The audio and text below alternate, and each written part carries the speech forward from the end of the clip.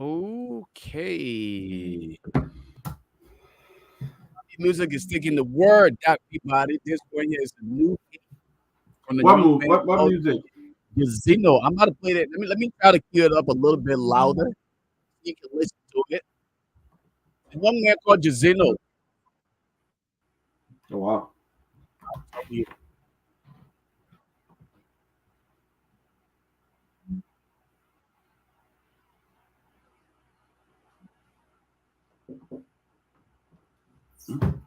telling you like LIB music is acting real big. The young man Yazino. Every time I hear the young man coming real live, I appreciate him for his work. Facebook, we come live to you, but we have no copyright to the music playing in the background. For social interaction and promotion purpose, we are bringing you the young man Jazino in support of our music, our entertainment, and social interactions.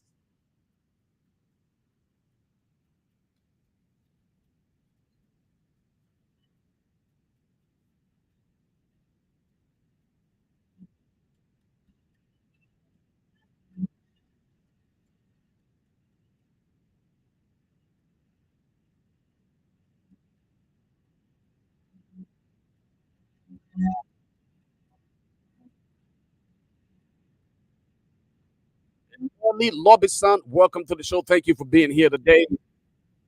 It's Friday night. If you are somewhere in the gutters, make sure you be a part of this closing argument. Conversation is going to be here tonight. I want to believe we have a studio guest, but I will let Dr. Peabody give you more information on that. The sound in the back is from your man Jazino, LIB artist.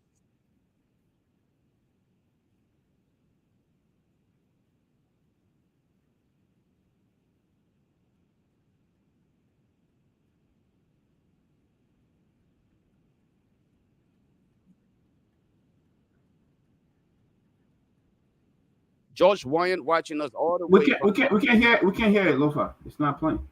You guys not hearing it? Nope. Okay, hold on one second. Let me see here. Oh my goodness! I thought we would. Is it muted on your end? We here. I'm gonna stop it. Let's do this again. Let me know if you can hear it from this point on. That Peabody, can you hear it? Okay.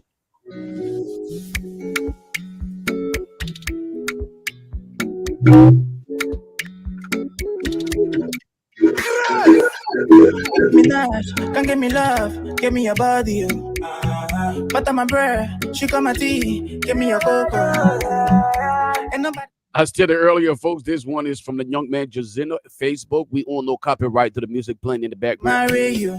I know. This is in support of LIB music. Hit man, yeah. Now your matter, it for my mind. Of course, the future of Africa music. Baby, give me something nice, yeah. Kaya mata, girl, I love your body, yeah. Osita, we already faced it in. You talking about I'm the only one listening to it. You're still listening now. Dr. Peabody reminded me. Henry in the studio telling me I'm the only person listening. We want to welcome all of you to the closing argument today. It's Friday, and we are saying welcome to the closing argument. It's going to be a heated conversation. And young man Jazina, go and get it on YouTube, Audio Max, and other platforms. Listen to it for yourself. It's a hit.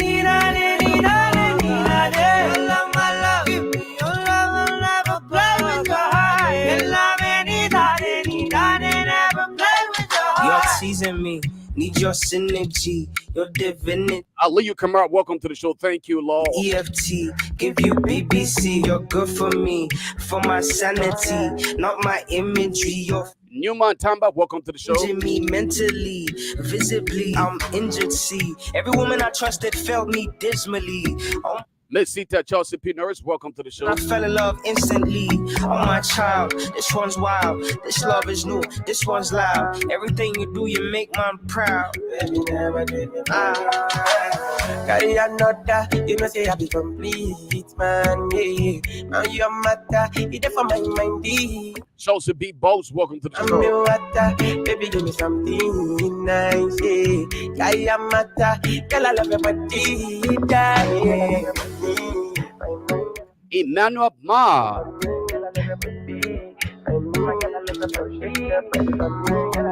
Look at my big baby, they want my so nice and her skin so clean. She call it my love like a sweet sister.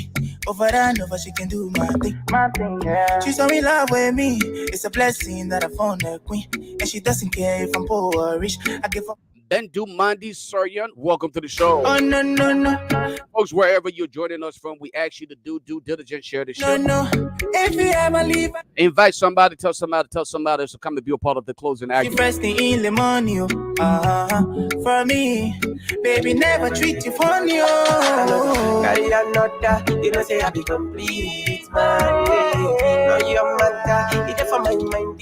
That be most diverse and intellectual platform. The closing argument is bringing you a heated conversation. I want to believe we have a studio guest tonight, but Dr. Peabody is going to give you more about that part of the conversation or the program. It's my now your matter, it's for my mind inside. I'm water, baby, give me something nice. I am William Double, welcome to the show, boss.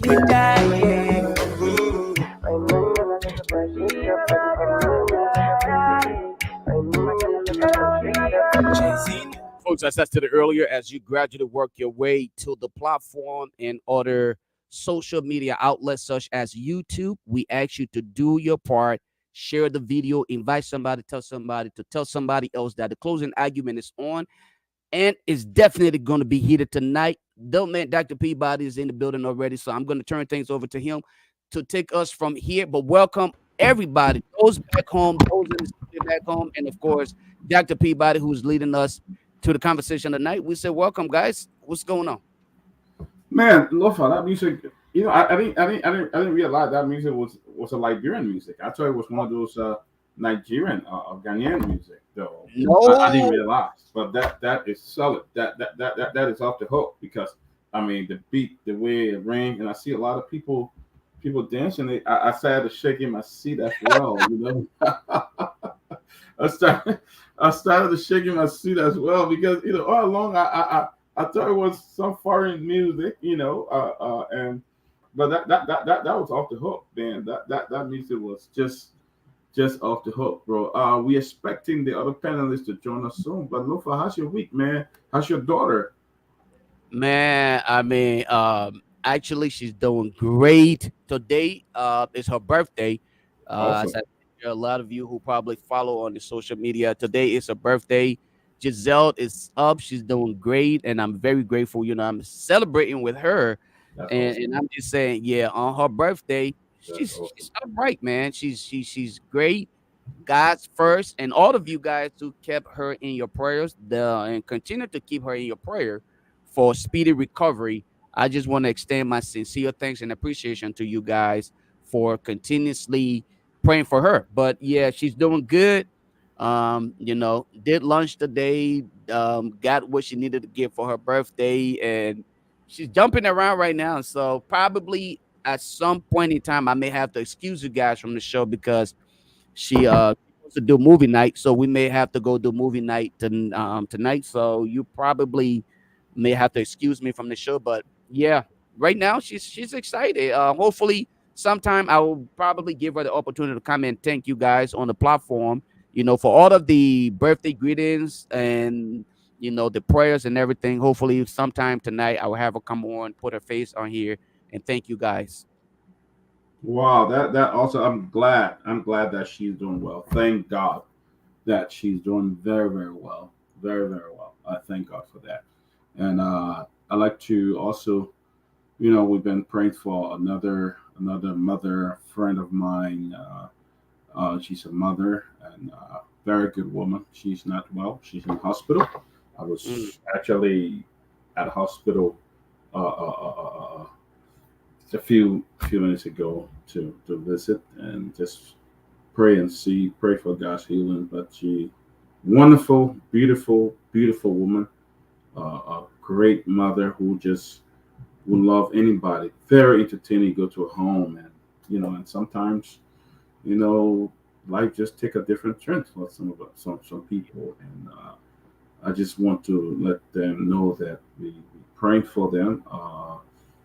The Riches family, Sis Nancy Riches and her daughter, Bushback Kamara, and Wanley George as well.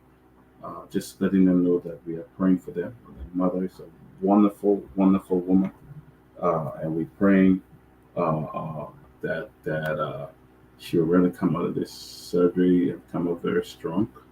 But that just sometimes life just take a different direction, and but I know God is a God. God is in control, and He will heal them. He will heal her and stuff like that. But Lofa, it is. Let me take the call, Lofa. Some Yeah, go folks. ahead. All right. Yeah, go ahead. I don't know how is it coincidental that your phone started ringing and my work phone is ringing as well. Let me see if I well, it's after 5 o'clock now, so we'll be okay. Yeah, it's 5:18. Um, guys, give me a second here.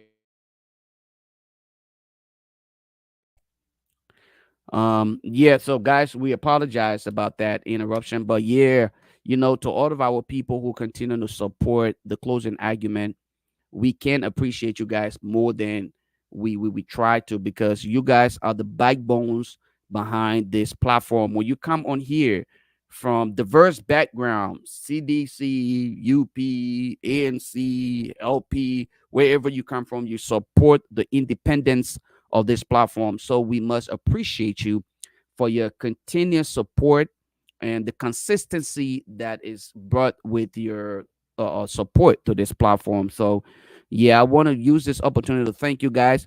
Let us not forget that behind every good man, like people would say, a good woman, there's a man or a woman. In this case, behind every platform that successfully runs, there must be an engineer, there must be a tech, and all of these things. But guess what?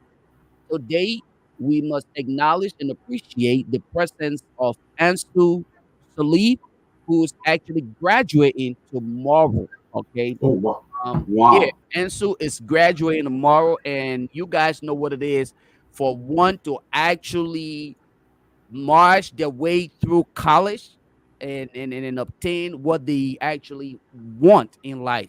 So Ansu will be graduating tomorrow.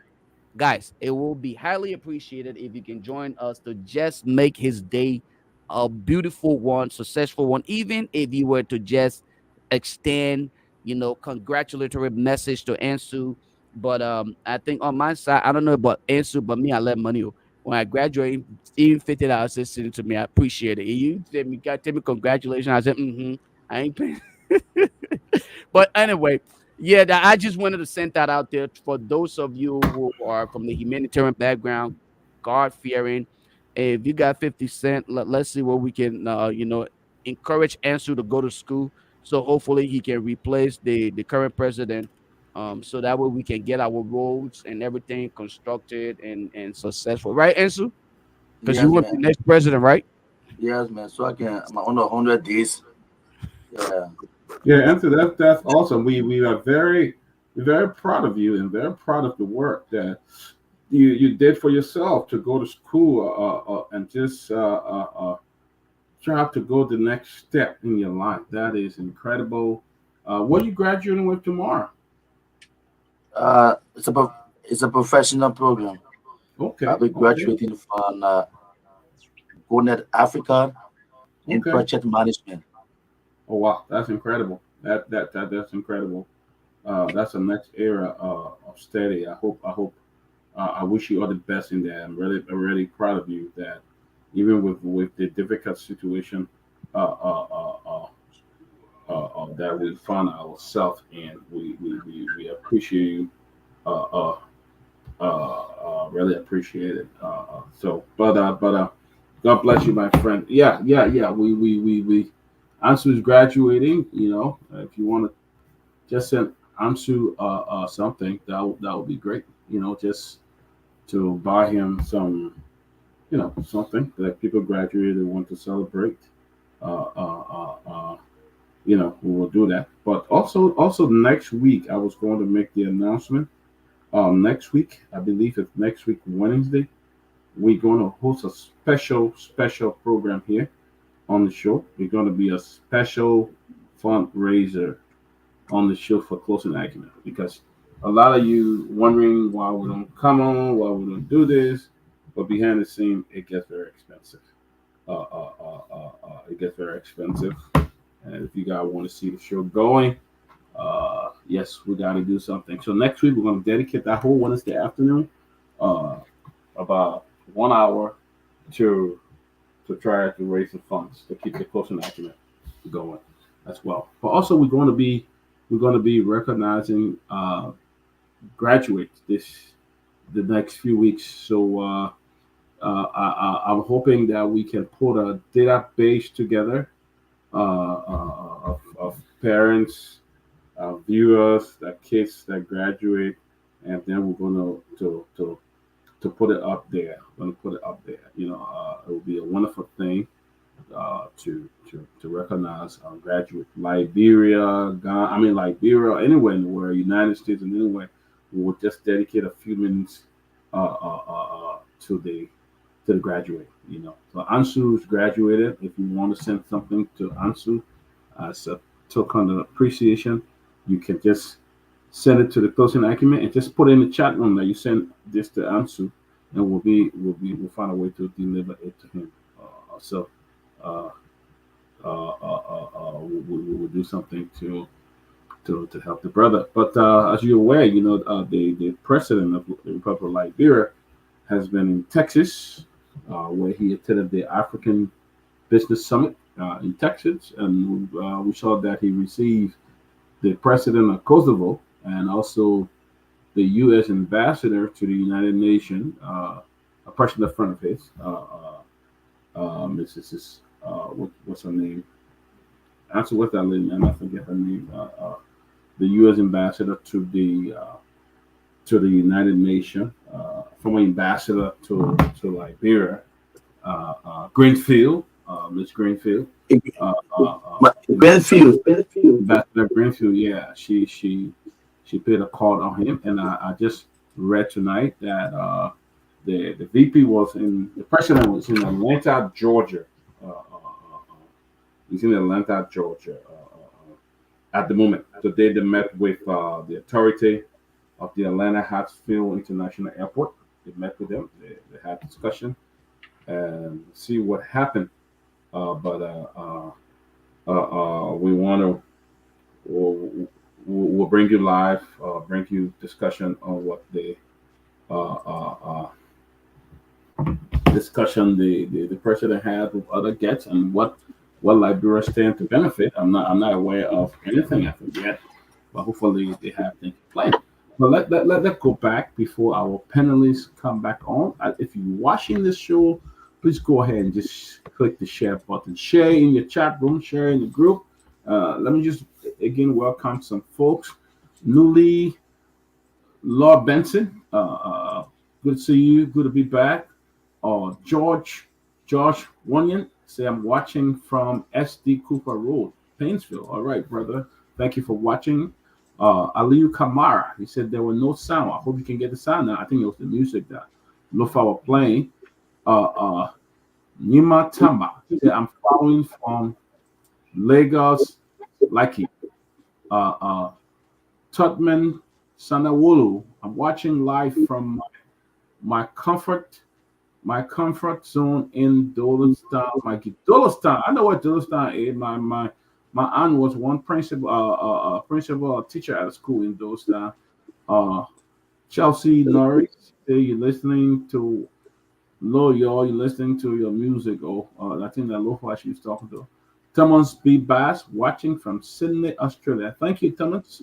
I hope one day we can bring some of you guys on. If you want to come on for 2-3 minutes and say something, one of these days we'll just put the link and you come on. Ali Kamar. Hi guys. Welcome, Aliyu. Emma Ma. I'm watching from Boston, Massachusetts. Emmanuel. No, oh, sorry. Let me call you Emmanuel. Thank you. Thank you. Okay. Bitumani Sion, watching from Grand Forks, North Dakota. Oh wow, thank you, Mr. Sion. William W. Double. Good evening. Welcome, William. Henry Doe, watching from Massachusetts, Boston. Lofa and Peabody, keep up the good work. Thank you, thank you. James Kayete. Good evening, closing argument family. Hey, James, what's up? Alice York. Happy birthday, princess. Bismarck Goode Williams. He said, what? Joseph Barga, the Berger Eagle of Liberia, has landed in the whole country inside Kosovo. Shit. That's so funny. That's funny. Stan Bungay. No, not his 100 days. Alice York, congratulations. Josiah Mashale, good evening, family. I'm watching from Monrovia, Pennsylvania. Thank you so much. Eugenia G.W., congratulations, Ansu. Thomas B. Boss, I'm telling you, bro, old man is a backup degree holder. Imagine Kosovo X, a poor country with less than a million population. Kosovo should be want to happy for standing next to the Liberian president, but not the way around. Oh, they should be the one happy. Edwin Craw, our big brother Edwin Craw, man. Edwin Craw, we're proud of you.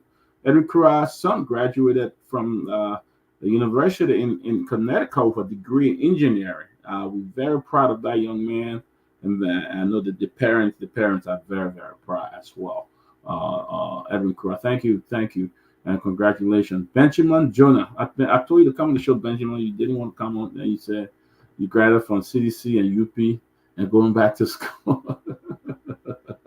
Yeah, so what's cool? But Doc, you know what? I would bring Benjamin. I would bring Benjamin on the show. He's a very controversial figure. Yeah, I told you to come on one time. Yeah, it would be a good thing to bring him on so people can get his view, because Benjamin found himself in this little puddle where to some extent people have classified him as an undercover sedition, but because of his controversial views on almost everything, and I wouldn't say almost, but everything that he discussed, whether it's political, religious, or anything, he is just controversial in everything that he discussed. I think Benjamin is going to enroll at ANC University now. Yeah. I think he will enroll in ANC University and graduate from there. Godwin Cooper, good to see you, man. Watching from Germany. Keep it up, Godwin. I will be in Germany, God's willing, in July. We'll be there with the Trenton Old Timer soccer team. Will be coming there as well. The whole team will be coming to Germany as well. So hopefully, God's willing, will come.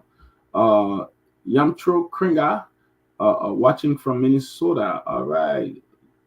Miss Kringa, good to have you. Elizabeth Bowen, according to Benjamin, I'm sorry, Dr. P, but I just have to throw this in there. According to Benjamin Jonah, again, this came from Benjamin Jonah. I think we should congratulate Yomathro Krunger. According to Benjamin Jonah, she just got married. So I just thought to use that to Mr. Kringa. Hey, I don't. That was from Benjamin Jonah. Don't take my word. Send us someone that picture, Mrs. Kringa. That's what I'm saying. You know, let's congratulate her. We'll have to put that picture up. You know, that was Benjamin Jonah's information to us. So I would like to see it. Send out your picture, I'm sure Miss Kranga, so we can put it up. Bishop Waters, watching from California. All right, Bishop, God bless you. Welcome, Bishop, and keep praying for us, and as we do, so we can do the right thing. Matali Weir. She's watching from Buto, Sano County. All right, Sano in the house, Sano County. You know, Benjamin, come on the show. Stop making fun. Say you're watching from exactly right. Hassan Avenue. Oh, you said Yamatra got married in Ghana. Oh my God! Congratulations, my friend, our viewer. Great, we're so happy for you. But guys, we are here. We'd like to thank you. Share the show. You sharing the show. You see a lot of people are joining now as you share the show. I mean, I go into a lot of chat rooms and just put it there, and people get to watch it. You know, a lot of people are joining now as you share the show. So I'll keep sharing the show. We're doing our best. As I said earlier, next week we want to do will be the closing argument general fundraiser. Will be coming out T-shirt very soon, where you can order T-shirts for the closing argument. And you know, give it to your loved one or your friends. very, very soon will be coming on. And that's the way we keep it out, folks. We're not being sponsored by any group or say people. We are doing this from ourselves. You know what it means? Take it from our pocket. Yes, yeah, Godwin. Let's connect. If you're in Germany, just connect with me in my Facebook inbox, Henry Peabody. Let's connect, and then we'll definitely meet. God's willing, I will be coming to uh, uh, Germany very soon. The whole team will be coming. There's a team in New Jersey that will also be coming. So I go there every year for the Judah 26 celebration. I'm on the team, the Federation of the Liberian Association of Europe. And great people, Francis Menza, who's the president, and some other guys, great guys. So yeah, we will definitely uh, uh, uh, uh, uh, uh, we'll definitely have things going. But guys, we'll be getting into the show soon. The vice president, oh my God, I will make this mistake. The president is in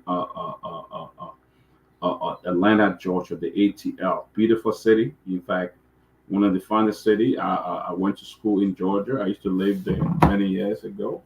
All of that beautiful city, and I believe he'll be speaking to the Liberian Association of Georgia pretty soon. But I know he has a route. But Lofa, what's going on? Maybe Ansu and Ansu, folks. If you just join us, Ansu graduates tomorrow, and as I said earlier, if you're interested in just sending something for the young man to just chill, you can just put in the chat room. Let me know so I can check it out and see whether it's here. But anything you want to send for him, this guy make a lot of sacrifice for this show.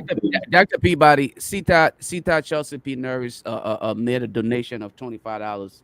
All right, I'm gonna check it out. Let me check it. I'm gonna no, don't check it out yet because it was sent to me, and I'm gonna forward it to you. All right.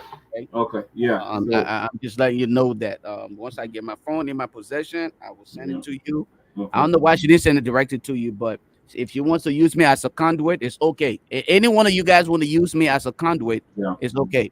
Yeah. Send it. I will send it to Ansu or Dr. Peabody, and you'll get it. So at least, the first $25, Ansu, out of that $25, we got to share 50-50. I want something too, because I'm out here doing a commercial for you. All right. Yeah. I know, right?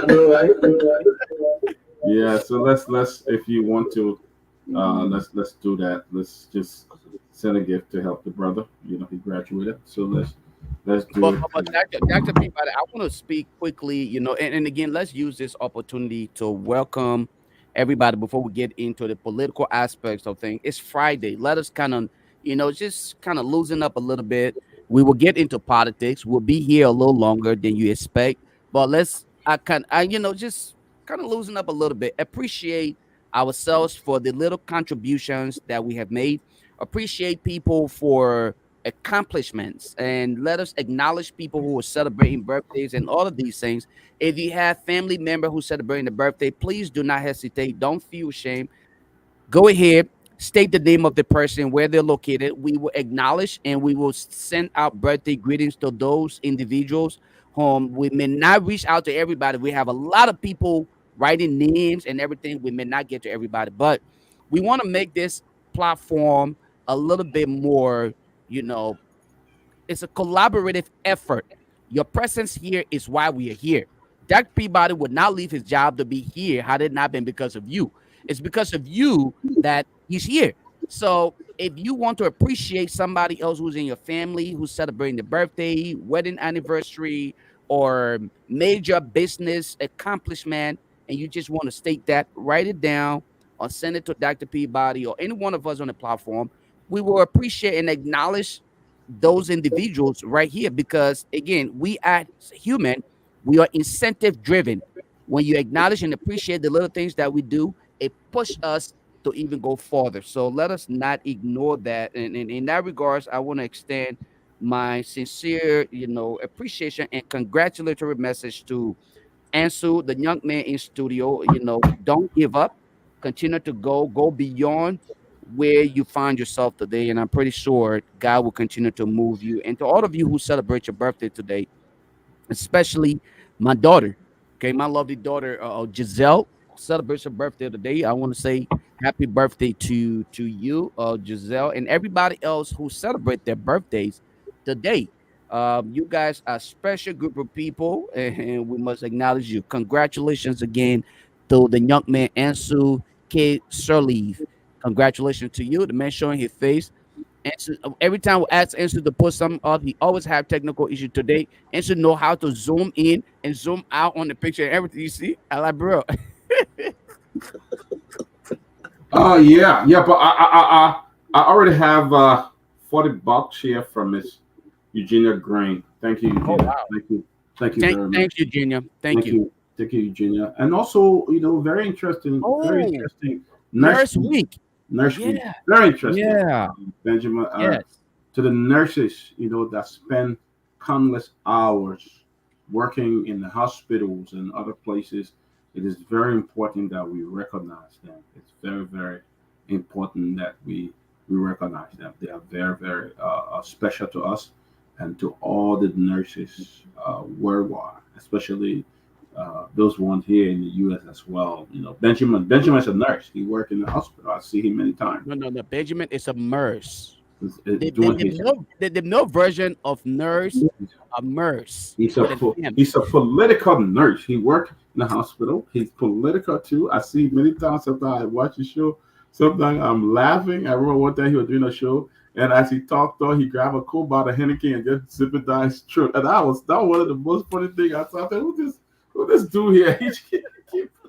But I watched a long time ago. That's when I was on the Spoon Network, and he was analyzing something that I just said. And I was like, oh my god, this guy is. I mean, but he's a cool dude. I like Benjamin, and Benjamin. You guys, thank you so much for the work you guys do in the nursing field. You guys are wonderful, and we can. You guys are just great people, doing all of that for humanity. Great, great, great show. But all the nurses in and Yeah, out, we say bravo, bravo to you nurses, man, bravo. yeah. Let me definitely add my words to that as well. For those of you who are in the nursing field, look, we can't say how much we appreciate you guys because I'm one of those who I don't like the hospital. I try to stay out of the hospital as much as possible, but I had one experience. I think a lot of you saw it when my arm um, literally just blew up for whatever reason because I just started going back to the gym and I did something I shouldn't have done. But my experience with the nurses in that place, it gave me a different perspective on things. I was treated like I was a baby again. I wanted to just kind of play out. So hopefully I was actually in the hospital for an entire week.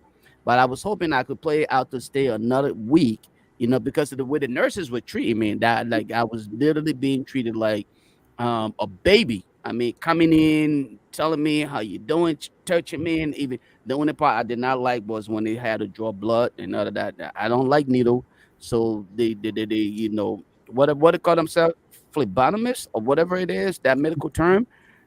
Those are the only people I wasn't really cool with, but the rest of them, I was really cool with them because they were very nice to me. And I hope that you guys continue to save lives. It was because of you and other people that today I'm here to run my mouth and contribute to national politics in Liberia, where we need nurses like yourself. I hope that the nursing union, I don't know if there is a nursing union that is organized in the United States to hopefully organize some kind of awareness and education for the nurses in Liberia. We're not trying to be denigrated in any way. We're not taking away from the nurses in Liberia, but I think it will help the workforce and the services that are provided in Liberia if those of you in the United States or the diaspora will just come together and organize a union that will provide some of the services that are needed and do the evaluation so that our nurses back home can provide quality services, especially for government owned institutions. That way, we are not always afraid to admit our relatives to these institutions, and always look for the private entities, because what I've heard over time is very often people are afraid to take their relatives to JFK or other public institutions. They would rather take them to private institutions because they feel like they will get the needed treatment. And I don't think that is fair. I think we should do a lot more than what we are doing here, because we need to protect lives and property. And I think you guys are doing that extremely well in the diaspora. I think we need your expertise in Liberia and definitely to save lives and property. But I want to use this opportunity to thank you guys so dearly from the bottom of my heart. And when I say nurses, I'm talking about everybody from bottom to top. If you work in a hospital, or if you're a custodian, however you contribute to healthcare in the United States, not only nurses, those that have the certificate or the degree to work in that capacity, but once you are serving humanity in that area of healthcare, I want to appreciate you all for your contribution to humanity. Yeah, they are special. For all the work to do. It's not easy getting to the hospital and seven Dr. people. Peabody, you want to respond to this? Big Smoke. Big Smoke is asking Lofa Julius for those of us that live in Australia. How can we donate to the show? Can you guys please add the I Facebook think stars on the platform? Thank you. yeah, That's that's a they big one. have they have PayPal or we but Lofa, you can do the Facebook ad. I mean the I mean, start. we talked about this already in the back. So Remember? but we're Okay. gonna have a discussion about that. But for you guys that live in Europe, if you have access to Zelle, does Zelle work in Europe? They do that in Europe. Zelle or PayPal. I mean, but if I do a PayPal, that would be my that would be my personal thing, which I really don't feel too comfortable. But we do have PayPal. But we'll let you know. We'll let you know for you guys in Europe. We're gonna let you know. Thank you, Jeff, for the thoughts and all of that. We're gonna let you know. Yes, yes. We the Australian want to contribute as well. Australian don't use Cash App. Okay, but I know PayPal work. PayPal work in a lot of places. So some of you, what I'm going to do is I will just write your name and then I will go on Reach out. Facebook and send you a PayPal link where you can give. So if we write the name, Thompson B. Boss is in Australia too. So big. So the first person would be Big Smoke Gade Williams Big is in Smoke. Australia.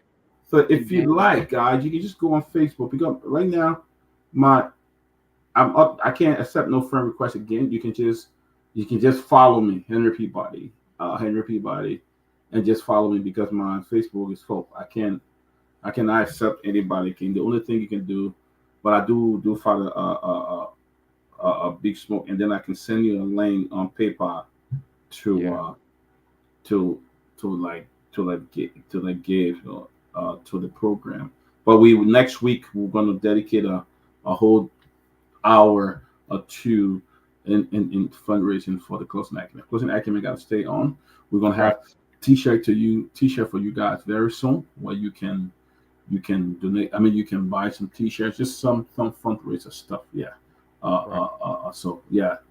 Uh, yeah, we definitely going to work on this Facebook star. It works very well.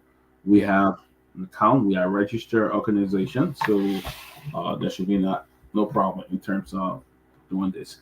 But Yeah. we thank you. We thank you guys for the talk as well. We thank you for the talk, and we got to keep it going, guys. If we don't keep it, it would not be good. We providing the time and everything else. We got to keep it going. But yeah, so it's so good to have you guys, and I hope someday you guys will. Uh, uh, okay.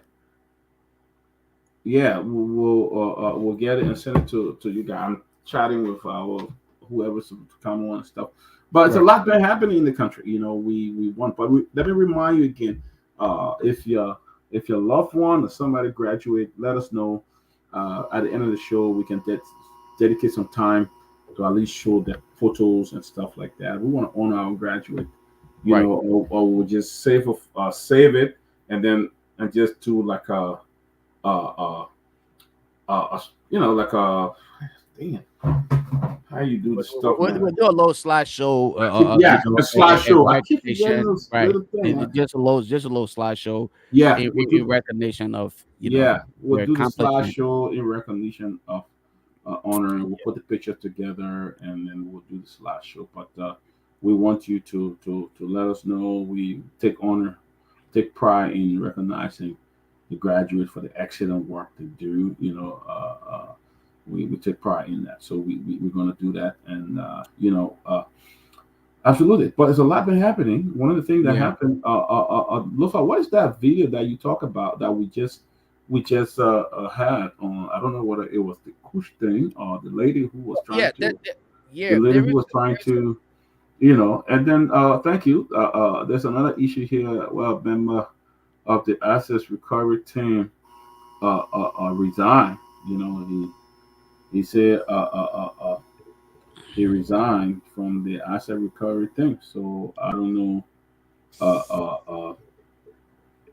So I want to let me about it. Let me just kind of chime in on here in this issue of the topics for discussion today. I want to emphasize on the issue of drugs abuse, addictions in Liberia, and the desire on the part of politicians to believe in themselves that they can abuse the minds of the people to exploit the entire situation. And one of those would be the likes of Darius DeLong. And I'm going to get in detail with the issue of Darius DeLong, but I want to start with the video that we're about to share here. I want to share this video so that, all of you guys, I hope that you guys will pay close attention to this and let us watch this together. And hopefully we can get your contribution, just your view on what is really going on. Who should be at fault, or should we now point fingers or collaborate in efforts to make sure that things are done differently? Watch this video here.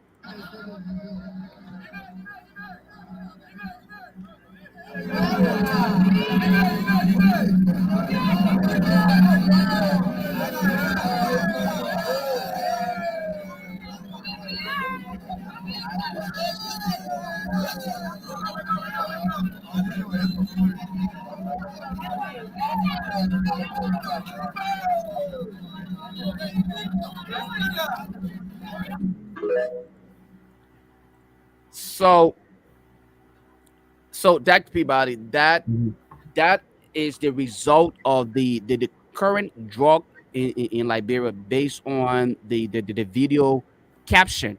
What we gather, that is as the result of the usage of zombie. Zombie is a new drug that is currently in Liberia that is now taking over Kush.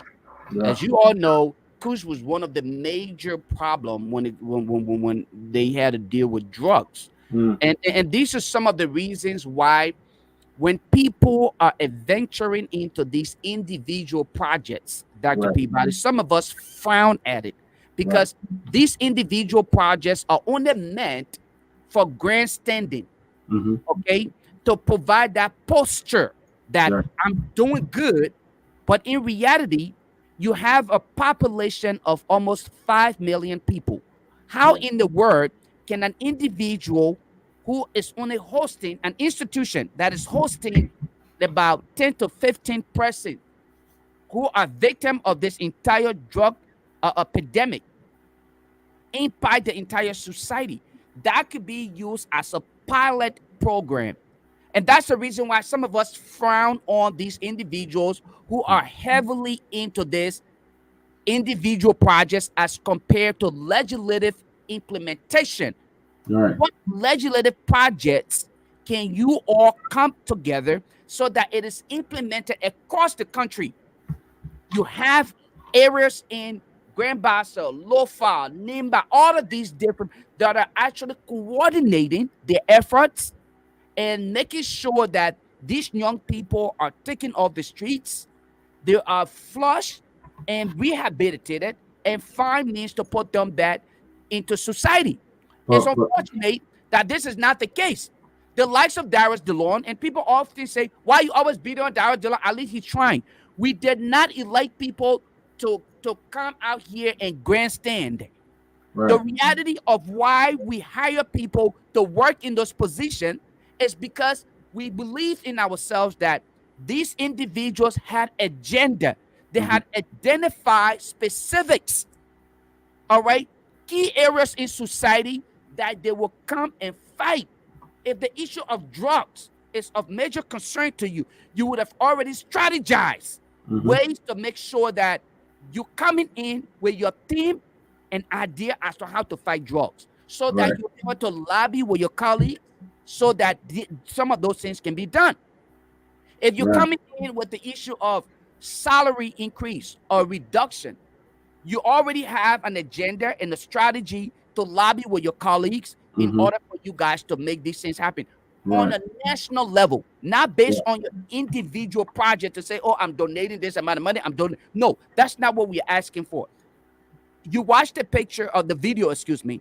You saw what happened in that video. Let's get your view on this. What do you make of the issue of drugs? Because now it's not coach. It's now going to zombie.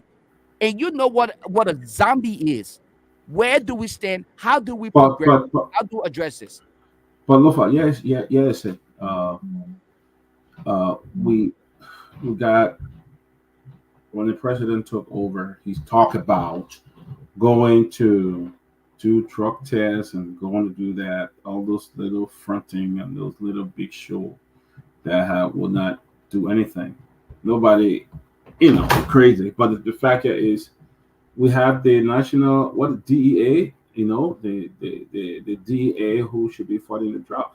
Because don't forget, the last drugs that came into that country was spotted through those containers, through they were brought through a container, and the U.S. government had to alert us about those drugs that came in the country. That how they got caught. So right now, that drugs is still coming in. The DEA, like somebody still got said the other day, they have a meeting in hotels and talking, and when they should be doing something. I don't think we are fully equipped when it comes to fighting those drugs. The thing is already there. You don't know what they'll be having factories and storing all those things that our people are going for and they're taking. I'm sure the U.S. government is willing to help us fight drugs because they help us bust the other people, even though the guys were free and left the country, but they help us that at the time. So let's reach out to them again and say, what can you do to help us fight these drugs? Why to deal with this folk? It's getting bad in the country. Like Larry said the other day, Liberia is a major transit point for drug smuggling. Major transit point. Because when they found out that you are weak, we are the weakest link, they're gonna take advantage of that. When you don't, even right to the airport, people bring drugs through the country. People come with drugs through that country. So if you don't have the support, if you don't have what you need to actually fight those things, like bro, will mean porous. Our borders are very porous. People can come through and leave and bring anything they want to bring all the time. Like Thompson Boss said, he said the DA official are busy fighting each other, going all on the show and say who did this, who didn't do that, or and stuff like that. I mean, yeah. One thing I want to say, Lofa, you cannot win. Like, bro, it's like you cannot take a carpenter and send him to be a nurse in the hospital and expect a result.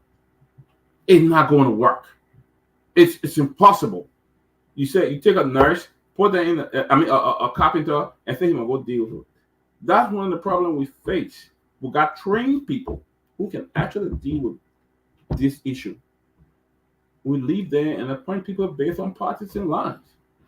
Whether they qualify, being a former police chief, a former deputy police director doesn't mean that you trained to fight to drugs and how to identify stuff in the country. That's not your era. The era of narcotics. There are people who are actually trained to deal with these things, but we don't have it, and we expect to get a result. It's not going to work for us, and that's exactly what is happening in Liberia. We are not bringing in the people who are trained. We are not giving those officers what they need to fight the drugs. For that reason, it's going to happen because corruption is very systemic. So even some of the men you put there can be sitting right up there to Mama Point Hotel or somewhere, Air Crossing D. And then in the day, I come out and go to one or two areas. Say, "Oh, we busted some drugs." How significant are those drugs? How important is that busting the airport right there? What do you guys do? I haven't seen sniffy dogs.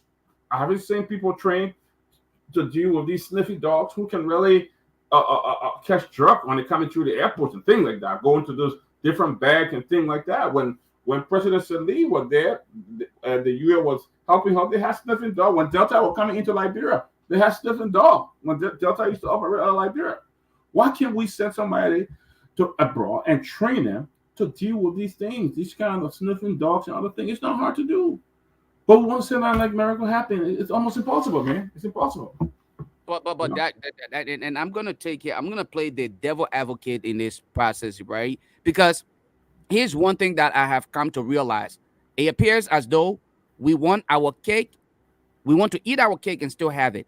Aren't we the same people who continuously complain about other people taking advantage of us and consistently saying we are a sovereign nation and people should allow us to deal with our own activities? An example, the recent issue of the War and Economic Crimes Court. Liberians were running around here talking about the presence of Allen White during the Senate session. It was a form of slavery and you name the rest of it. Why is it that we cannot strategize our own way to deal with our drug problem, and we want to say the United States or other or international partners should come and help with it? Are we not competent enough? This is where I kind of frown at some of us for consistently depending on the international community, and when they try to spread the wings, then we say it must be limited. You can't have it both ways. You either invite them to help us deal with the problem, or you leave them out of it and deal with it. But to some extent, I see where we want their money, but we don't want to follow their instructions. Yeah. We now have one Ebukoma who believes in brutality, who again has a record allegedly of being brutal, and with no strategy as to how they can quarantine the issue of drugs. Because dealing and fighting drugs in Liberia is not simply arrest. You can arrest as many people as you want. First of all, you don't have enough room in the different prisons or wherever to even incarcerate people. Yeah. Deal with it. You see what I'm saying? Yeah. So it don't matter how many drug busts you carry on, arrest people. You don't have a program, a structured program put in place to address these things. But you don't want other people to help you in the process because you're complaining that they are trying to, bridge your sovereignty and they're not respecting you as a sovereign nation. But you want to still give you handouts. That is just my concern. Those who claim yesterday to have been professionals, experienced Liberian, why are they not actually coming to the table with idea and structured programs to start to fight the abuse and uses of drugs in Liberia? Look, the current director general of the EPS, no, not EPA, or the presidential guard or whatever, former SSS. I think we need to bring back that name. Special Security Service. That's wonderful. Honorable Sam Gay. Sam Gay worked for the U.S. government for DEA. He worked for the U.S. government. He was assigned in different countries. So why you can't do that same job in Liberia? Why you want to go to the EPS? Why you want to go there? Why you can't put him there and let him deal with it? He got a vast experience. I'm gonna give him the credit. He knows how to fight drugs. He was assigned in Nigeria and other countries. So why can't they give him that job now to do in Liberia and train up people and all of that? You bring it in different people. I mean, it doesn't mean when you work for Homeland Security here, it means that you can fight drugs in different countries. I mean, the male in the U.S. police, does it mean that you can run the whole police force of a country? I mean, not really. It's not really. What was your level in the U.S. in the local police office? What were you training and stuff like that? We got trained people. We got very, I was amazed. Liberia has some very, very trained folks. And unless we start tapping into these people, some of them right in Liberia, not because they were not part of your party, they didn't vote for you. So now you can't take these people, let utilize the people so that we can get results coming into our country. But it has become bad. I don't know. We can't control drugs coming in. We got all these people there. Some people go there, they hide behind a little business. Some foreigners hide behind a little thing that they're doing real business, not doing the main business they're doing is drugs. But they're going to open a little shop that Liberians should be running, and they are bringing in drugs, and that's where they get the money from. But they hide behind those things, acting like they are doing business in the country, which is very bad. But I think it is important. It's important the drugs issue, and another thing that is really another thing that is really messing with us is the fire. Not everybody quiet about the fire now.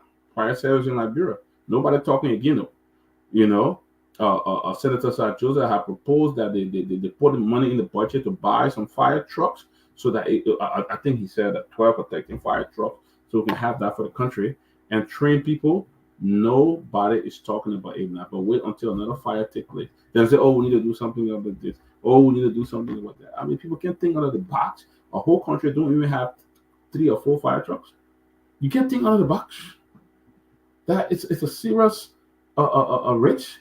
I mean, you live in, you can't think out of the box. Those are things that I need. Emergency. We can't even look into that when it comes to fire, and we said anything will change. People making money from drugs. Some of the very people who should be grabbing these people, they sit with them. The people gave them money, live money overnight. Oh man, I'm going to give you 20, 30,000. We staying in the hotels. We eating there. To the extent they gave her cars, some of them gave her the guest house. How would we going to arrest them? Serious conflict of interest. Serious conflict of interest.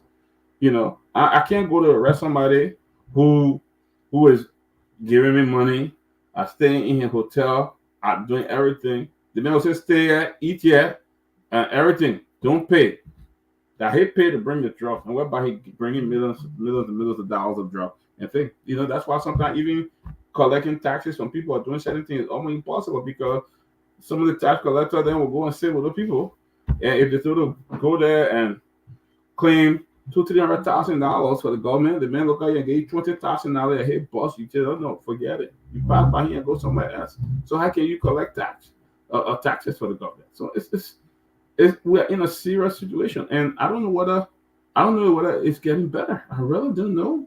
But it seems like we are off another fund, 6 years, another 6-year fund, going on. So we saw that, and I don't know what's going to happen, Julius. I really don't know, because I don't see anything changing. I really don't see a lot changing. It appears as though you read my mind, because my next question would have been, do you have any hope in the current administration to fight drugs, to make sure that it is probably controlled to some extent? But you just said you have no hope, so it would be kind of. I already answered my question. I already answered that question, but to be honest with you, I'm siding with you in this regard, that because those who are supposed to be in position to help these different agencies or institutions to fight the drugs, they appear to be about themselves. They are not sincerely about the people and the actual fight against drugs. Mm-hmm. And I know as often as I say this, people appear, people may think that, oh, Lofa, you continuously target an individual, and that is because some of us who pinpoint individuals based on their names, it's not because we feel like this is personal. It is beyond one Lofa Julius. It is beyond a Dr. Peabody or any one of us who sit on this platform. It is about a population of Liberians who may end up as victims because of people desire to grandstand. Yep. With the mindset that they can bamboozle their way through the system, due to the level of gullibility of our society. Our society, to some extent, is so gullible that all you need to do is come out here with these flimsy statements with no support, and then people believe in you. Come out here with all of these political jargons and pretend to be in control of the Queen's language. Right. Fluent in the Queen's language, and the young people will cheer you and call you eloquent and intellectual and smart. And then they will support you based on those attributes, but not based on what you can sincerely do. When you're questioned as to how can you be effective at the opportunity you're asking for, you cannot defend it. The recent incident of the public work minister, he came out here, he could not provide data to substantiate his claim. But those are the people who claim to have been experienced, educated. They were far better off than CDC. Now you are provided opportunity. You come and sit on a major platform. You're asked, how is it that your decision will provide jobs in Liberia? You cannot provide data to substantiate your claim. You said you don't know. For the man who making critical decisions, and you understand one of the major problems that Liberia faces today is job creation. And you can't tell the people how you intend to create jobs through road construction. It's the same thing with the issue of drugs. The likes of Dara Dillon and other people will go on their low commercial platforms and try to sell themselves to the people as humanitarians. But they forget to understand that you were hired not to be a humanitarian. You were hired to be a lawmaker. And with that comes responsibilities. How can you do it from a national level? Go ahead, Dr. Peabody. That has been the norm of the Liberian people. That has been the norm. Government comes to power, and people look to them as humanitarian. People see them as humanitarian. So they have not been able to do anything. My senator. I mean, I look at today. I'm watching the complex, the ministerial complex in Congo Town. That place was built. I don't know whether they set up a committee that should be responsible to maintain it, clean it, pin the building thing.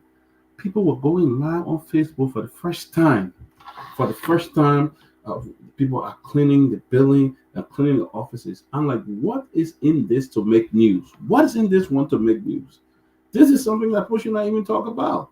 They should have put in a team to maintain that place, to pin it and do everything. But people are making news. New media were there going live and say that the people were painting the SKD complex. That was a shame. I was embarrassed by that when I saw it today. I was totally embarrassed to see that people cleaning. They don't have a maintenance thing. That big building should have a whole department to maintain it.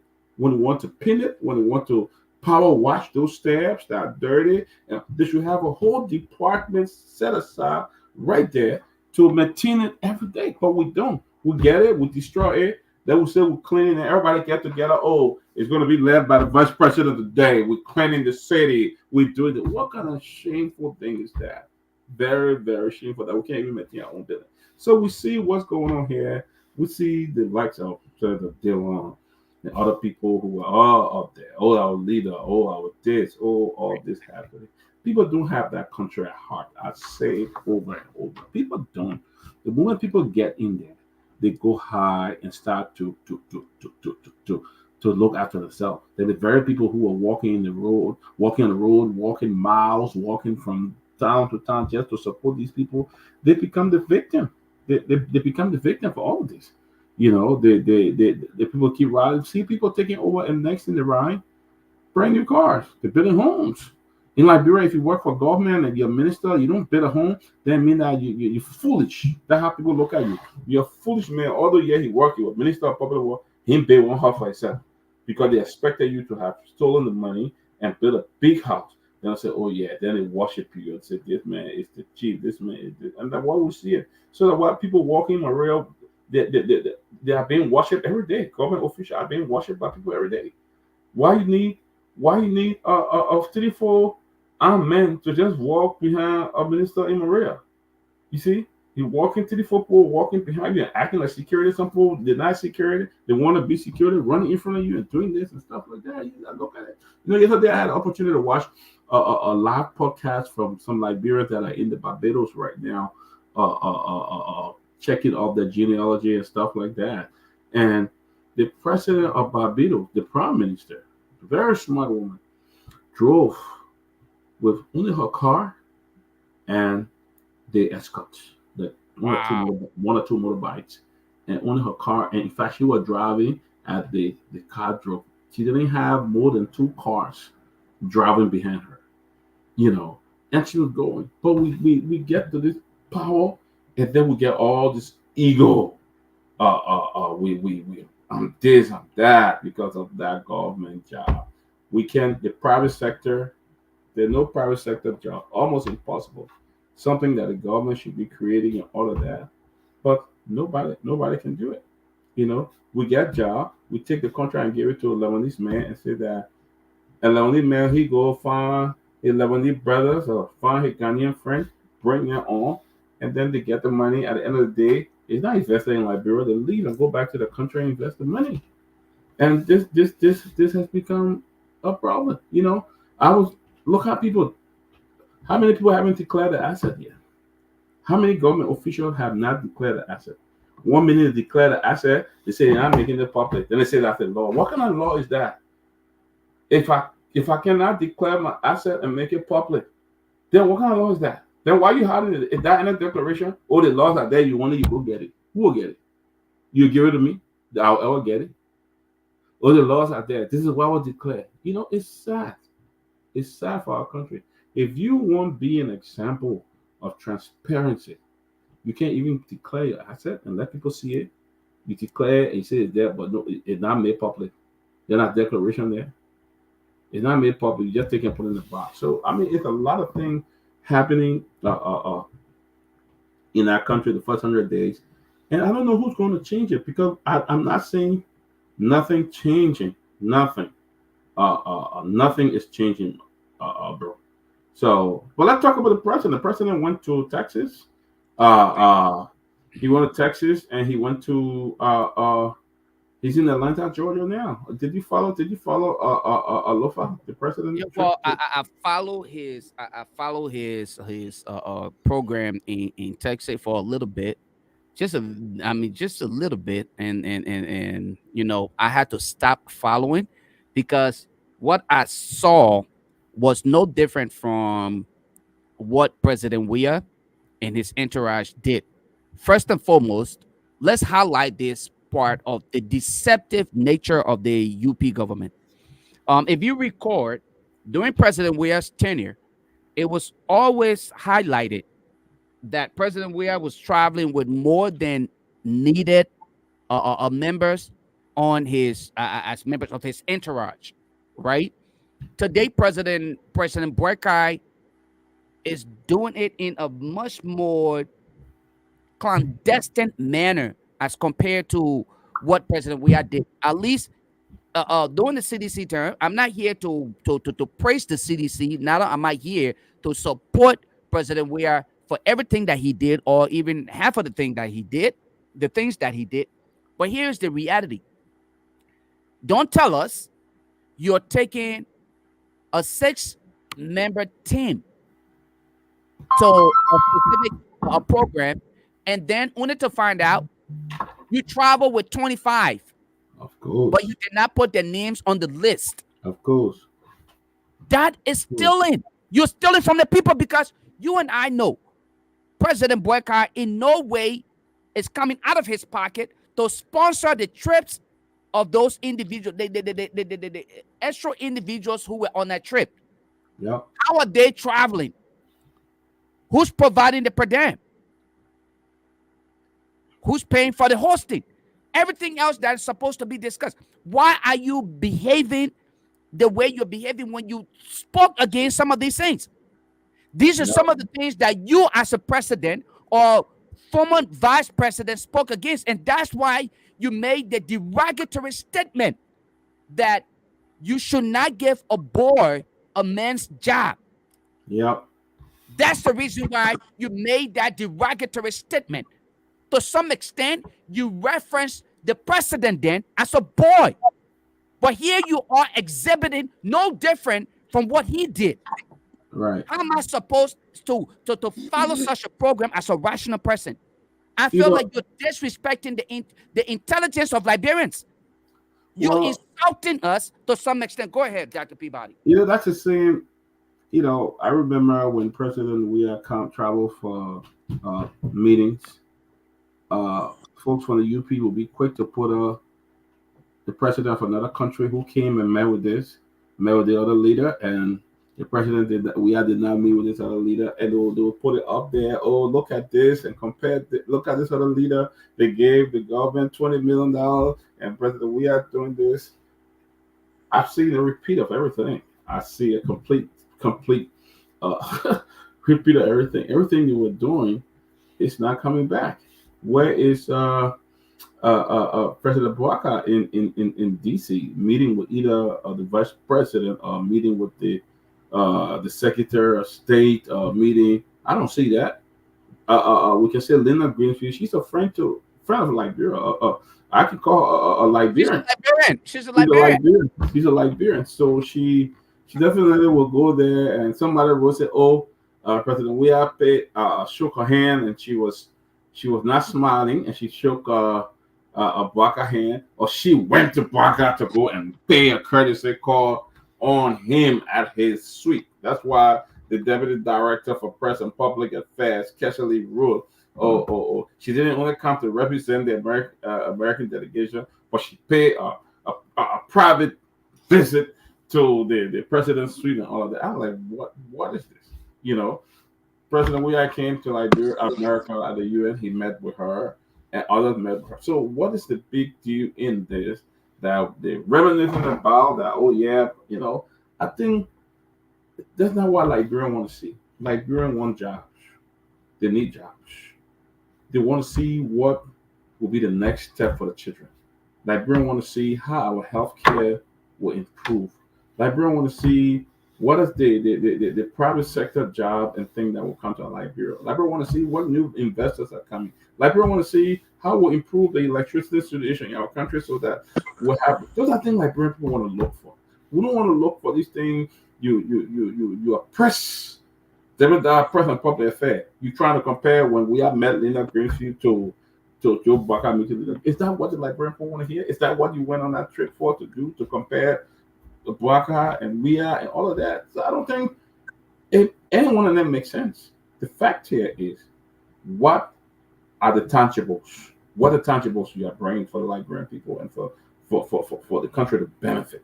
You're attending that summit. You go. What are the tangible? Rather sitting there to compare who president met with who or who secretary of state visited the president, you want that people want to see some tangible, to see the first 100 days. What's the first grant you're getting from the World Bank, the MCC, and all of that. But tour guy here, welcome, tour guy. Good to see you, man. Yeah. Thank you, Dr. Peabody. It's a pleasure being on the show tonight. Thanks to Ansu, Salif, and Lofa. I'm glad that you all have been holding on. But Lofa, if you check your inbox on Messenger, I sent you 2 photographs. Since you were discussing the issue regarding the president's business activity in the U.S. So I want people of diplomatic understanding to be able to clearly tell us what they make of those 2 photographs. Because I got some information that I wanted to share. That's why I sent you those, since I heard that, Dr. Peabody and you were discussing something regarding the president's trip. So I sent you those 2 photographs. Those have been debatable issues in some chat rooms that have been. Okay. So you want us to share these photographs and get people's input on that. That's great. No, yeah, that's one. And if you could put it up before I can make some comments around it. Okay. Here, 1 second here. Okay. So let me do this right. Let me do this right now. All right. There you have it. That's the first one, right? Yes, You highlighted the flags. exactly. Okay. Um, and then let's see here if we can bring the second photograph in here. The second one here is the flag of Liberia. And I'm doing this because of our audience on the radio, just to give description of Yes, what we are yes, looking at. Because unfortunately, they may not be able to see it, but we can yes, provide descriptive analysis of what you're referencing. So the exactly. second picture here is actually Madam Linda Greenfield alongside President Joseph Boakai, where there is a picture with the flag being highlighted, and that is only the flag of the Republic of Liberia, but it's missing the flag of the United States of America. What does Exactly. that symbolizes? I'm pretty sure this is the direction you want us to start looking at. Okay, he met with the president from what is it? Kosovo. Kosovo. In this Yes, picture here, Kosovo president's flag is right in the picture, and that of President Boakai from Liberia. And in the picture with Madam Linda Greenfield, only Liberia's flag is in the picture, but that of the United States flag is absent. Let's hear from you. What is your point, and what is your point of well, let's yes. say, what So is your point of contention? yes, so this is very concerning to me. Okay, because I have been in some chat rooms, and these issues have been popping up. And what's concerning is, why is it that President Bouaka will be meeting the president from Kosovo, and you see their flag or slash that of the European Union attached, which makes it diplomatically, feasible, as compared to that of Madalena Thomas Greenfield, that should be representing the United States government, but there is no flag to represent that of the United States government. That's troubling. And some folks, Joga, I'm sorry. I'm going to ask you a quick question here. What is troubling about the absence of the United States flag with in the It's meeting? not. It's not. It's not official. That's why we see. I just know. Let us and, not. It's and you not. It's know, not and that's official. where that the Peabody Okay. is coming from. One is not official, and it comes Yep. to the point where you two have been raising that, Okay. look, Madalena Thomas Greenfield is technically a Liberian citizen who has some attachment already to Liberia. She Okay. comes in as an ordinary person. Okay. She's not officially representing the United States government, so the United States flag is not attached to her. And I have been getting some information that Madam Lena Thomas Greenfield, for example, is a lobbyist for the Boakas administration. It's my understanding also that Madam Greenfield sought, you know, lobbying contract from the CDC government, and that was not approved. That made her pissed. She supported the Boakas government, or the Boakas administration to the fullest. They got elected. And today she's almost like a lobbyist on Capitol Hill and in Washington for the Boakas administration. Now, her presence at that event, from what I am noticing, wasn't approved by the United States government. So the Boakas administration should be able to clearly tell the Liberian people what capacity was Madam Greenfield in when she went to the business summit. Did she go to that meeting with President Boaka in her capacity as United States representative to the United Nations, or did she go in as a private citizen? We have to know that, because if she had gone in as a Let me United ask States you a government question. representative, I think the flag of the United States should have been before her. Is it This upon? is troubling. Is that upon the UP government to provide that information, or that should be something more of Madam Greenfield's area to state what was she representing? Because I don't think the UP, and again, this is my argument. I don't think the UP or the delegates should have to justify Madam Greenfield's presence and in what capacity she was present.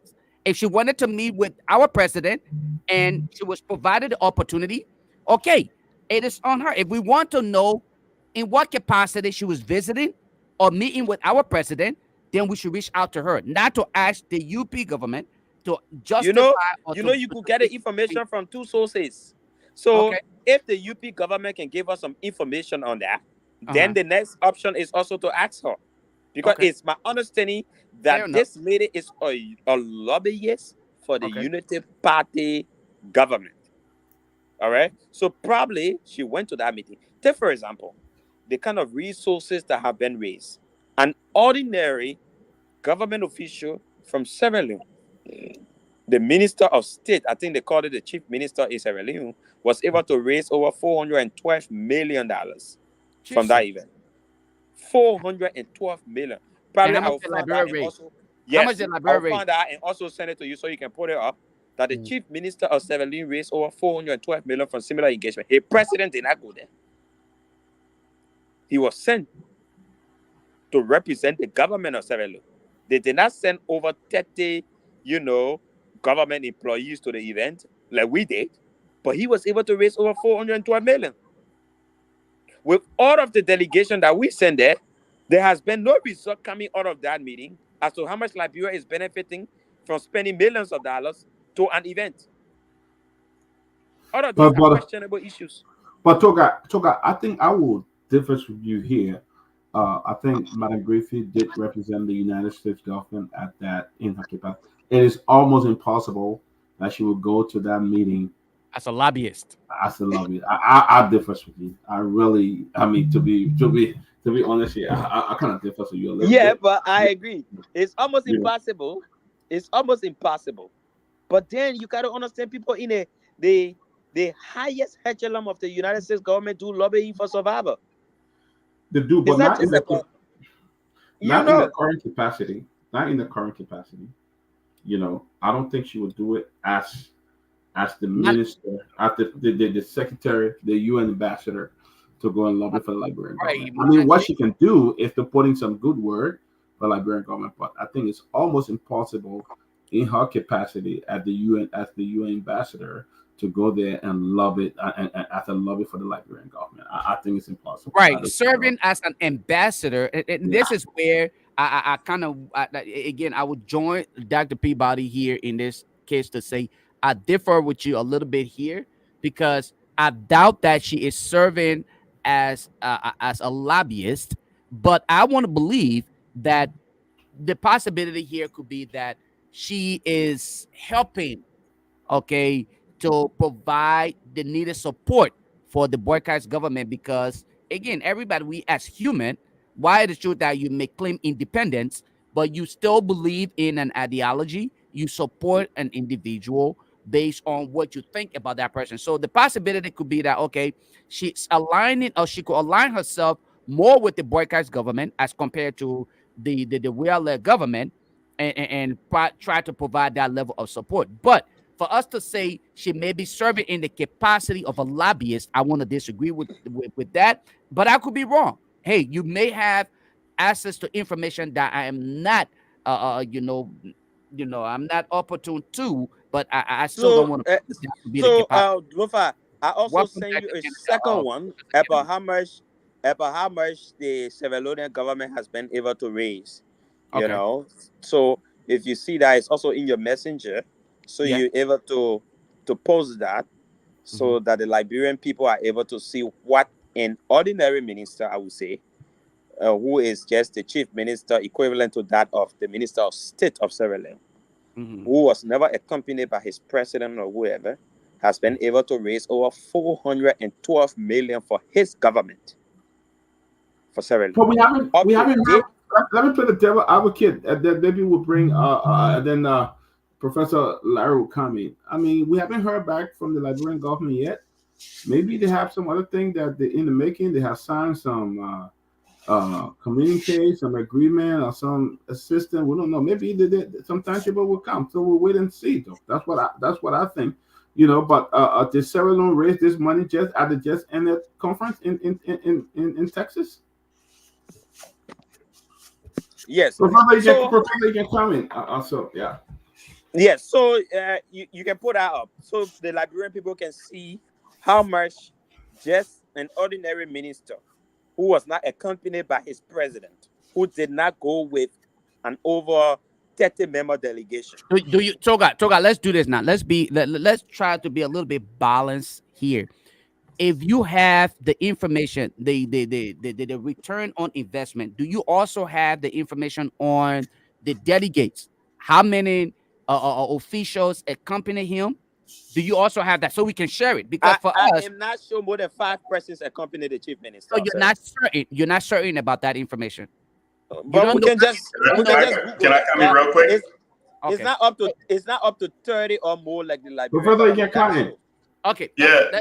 Let me come in real quick. Kennedy. So I think we should kind of be fair, because if someone is going to represent, like if Linda Greenfield is going to represent or try to speak on behalf of the Liberian government in a lobby, you see, when you use the word lobbying, then we got to be careful, right? Because everyone who is lobbying for a foreign government, they have to register under the FARA, the Foreign Agents Registration Act. By law, you have to register for that. Because even when you can go as far back as you like, when you had Alexander Cummings running for office, he had to hire foreign lobbyists who wanted to go to Washington to go speak in his behalf. If somebody's going to go to Washington and try to meet up with lawmakers, they have to register with FARA. It was the same reason some people who didn't register with FARA that got in trouble, right? You had a former FBI agent who was doing work for the Russian government. He was recently arrested over the past couple of months. He was arrested and was hit with a massive fine, and he may be going and do some time in prison.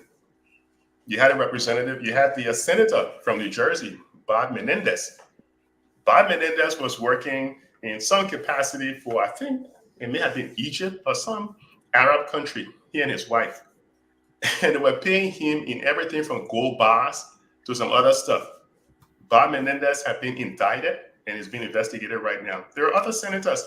So by law, you have to register as a foreign agent. So there is no way under any circumstances that Linda Greenfield, being a government official, would try to lobby. And when you say lobbying, you mean the person is going to speak on behalf of a foreign government. Yes. So go to the FARA website. It's on the Department of Justice website. You will see even there are times when last year, I think President Boyka had someone register on the FARA when he was running for president. So you can go there. There are dozens and dozens of contracts, and you can see. So I think we should put this to bed. Linda Greenfield was in lobbying on behalf of the Liberian government, on behalf of President Boyka. She would get in some serious trouble. It's not something that you can take lightly. Serious one, yeah. And in fact, what Tomalin is talking about on another chat, I was at the hotel when Linda Greenfield and what's the lady name? She's been doing all these lobbying all over the place. Reva Livingston. Yeah. Livingston, yeah. Leva. So Reva and Linda was at that hotel to meet with what he's talking about, what Tomalin is talking about. I was at that hotel because I was there with Giuliani and some other people to go and meet President Weah. So, and Tomalin has what Tomalin is saying in the chat room is true, but I can tell you for a fact that Linda is not a lobbyist in any capacity for the Liberian government. So based on that, because again, Professor, I'm just let's be fair on this point. Then the fact that I'm fortunate to read through that particular chat that you just referenced. To some extent, she extended the invitation to serve in that capacity to the Weah-led government. Is that what? Are you agreeing? I don't know why she was there, but she was there with a lobbyist. The lobbyist for Madam Sirleaf, Reva Livingston, who was being lobbying for Madam Sirleaf for a long time. And Reva did a lot of lobbying contracts, not just in Liberia, but also in Ghana for different ministries under the Weah administration. She did some lobbying for them as well. Linda was there, but she never registered as a foreign agent. So she's not a lobbyist per se. But she accompanied a lobbyist. But she accompanied a lobbyist. She accompanied a lobbyist to negotiate for that opportunity. No. I think we are kind of reading into it, right? Because we don't have any evidence to back that if we say she negotiated. Okay. We don't know for a fact, right? Okay. Yeah, because you're in a court of law, they were saying you're being argumentative, and you have no evidence to prove that. So she was. I don't know what she was there for. I just know she was accompanying. She was there at one time with Reba, but that's about it. But you see, Liberia has a good relationship with the United States. We just haven't taken advantage. There's so much that takes place over at this African summit. There's so much that takes place. Huge opportunity to bring forward investors. But I think to a certain extent, I don't think people understand. Some other countries are taking advantage of it, right? But I don't think the Liberian government understand the benefit, how to sit down with these people at such a high level and draw them to come into your country to invest. I think they keep missing the opportunity, right? Because like what Toga was mentioning, I don't know, if there's a contract or what the agreement is, but the money that Toga just mentioned, that Sierra Leone managed to secure. I don't know what the story is, but it's possible Sierra Leone can secure all that money. We just seem to not be able to get the right team on the field to win the game. We take a little team from the village and we send them over to Europe to go play Barcelona. It's not going to happen. There's no way you're going to win the game. What are you wasting your time for? Don't take a B-level team to go in the UEFA Champions League. It's not going to happen. You're not going to win anything. So I think that's one of the major challenges we keep running into in Liberia. That's why it doesn't seem that we're making progress. But, this government is just 100 days in. So they still have a lot more to go. So the information Toga provided says Dallas, Texas, the U.S. International Development Finance Corporation, DFC, Deputy Chief Executive Officer, DCEO, Nasha Biswa, and Chief Minister of Sierra Leone, David Monina, Senje today announced up to $412 million in financing and political rates. So, what does that? I mean, what does that say? Okay, in financing the political rates, that's its announcement. I mean, that is kind of well, Professor. Is that good? Right? That was going to be my question. Though, is that a good thing? How does that benefit Sierra Leone? Is that a guarantee? Well, I mean, let's hear from you. Let's hear from you. Man, first of all, you hear the word financing, somebody's taking loan. Right? Whenever you hear financing, somebody taking loan, then you have to start asking yourself, at what interest rate are we taking this loan? On what terms are we taking this loan in terms of how long we have to pay it back? How is the money going to be used? We have seen time and time again countries go and take all these loans. Look at how much loan Ghana was taking from investors over in the U.S. They were taking billions, millions. And look what happened. They had to run to the IMF for a bailout, right?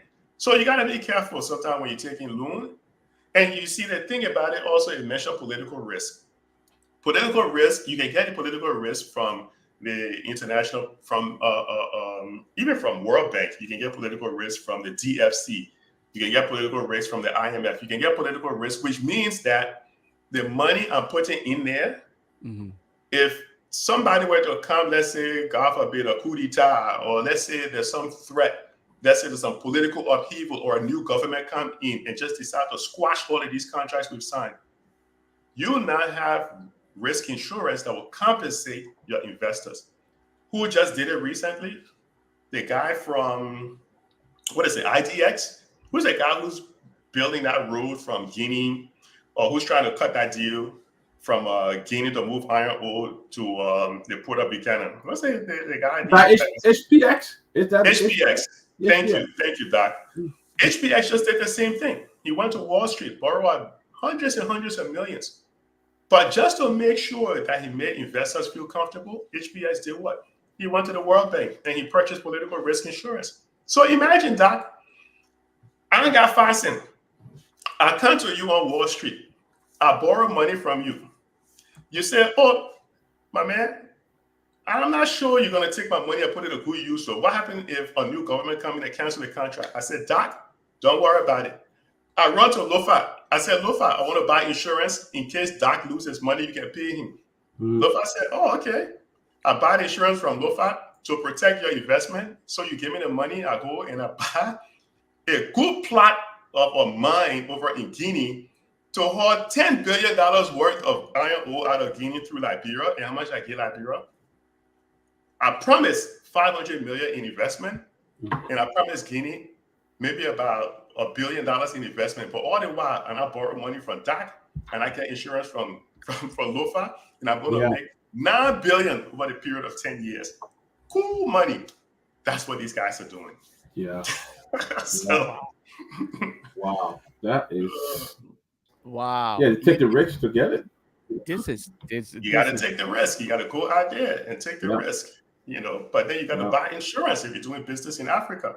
You know, so unless you're running around with like a Robert Gakwa kind of money, then you ain't got to worry about political risk. You know what I mean? I want us to close on this note here, and let us just get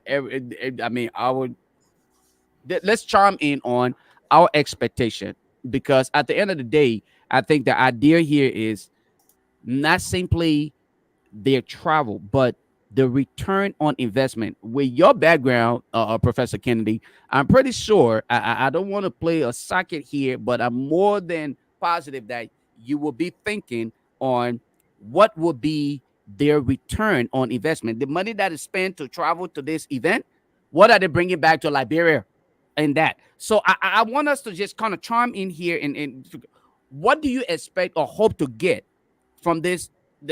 First of all, let us not forget that the lie about the delegates that were taken to this entire event, right? The name that were presented to the public, there were more people than that attended this event. Now, here's my question. Should we expect anything more, or should we expect anything positive out of this entire trip out of the country? Because this is one of the biggest problems when President Weah served. It was all about what did he bring to the country from all of his trips. What do we expect, or what should we expect from President Boycott and his entourage? So, in finance, they got this thing when you're investing, they say past performance, you shouldn't rely on past performance to invest, because just because the stock went up 10% last year doesn't necessarily mean the stock will go up 10% this year. But with Iberia, I would flip it the other way around. Historically, when you look at history, what can you look in our history that tells us that when people go to these events, they have come back with something tangible that is worth more than what it cost us to go there? So if we look at past behavior, we haven't seen anything solid, right? We haven't seen no valid proof that if we're going to be spending X amount of dollars going to some of these things, that it have translated into a huge investment back in Liberia. Haven't seen it. So am I optimistic that it's going to change? It's possible, but historically, we haven't seen it from the UP government before President Weah. Well, granted, Madam Salif has some contacts in the U.S. because, she was the darling of the U.S. The U.S. wanted to see a change in leadership in Africa, so they invested a lot. So she has some successes when she traveled to do these things. But we know President Weah and his crew struggle, right?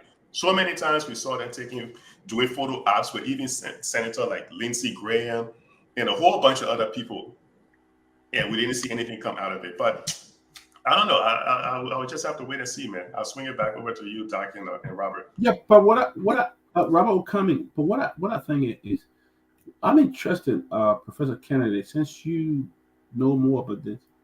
What do you think would be the Liberian expectation of President Boycott's trip? What do you think? And then Robert, you can come in, then Toga and then Julius. What do you think, Professor Kennedy? What would be the expectation of Liberia? Well, you're going to have two schools of thoughts, right? You're going to have the critics who would see nothing good coming out of it whatsoever. Then on the other side of the school, you would have the sycophants who would think that the president can walk on water, right?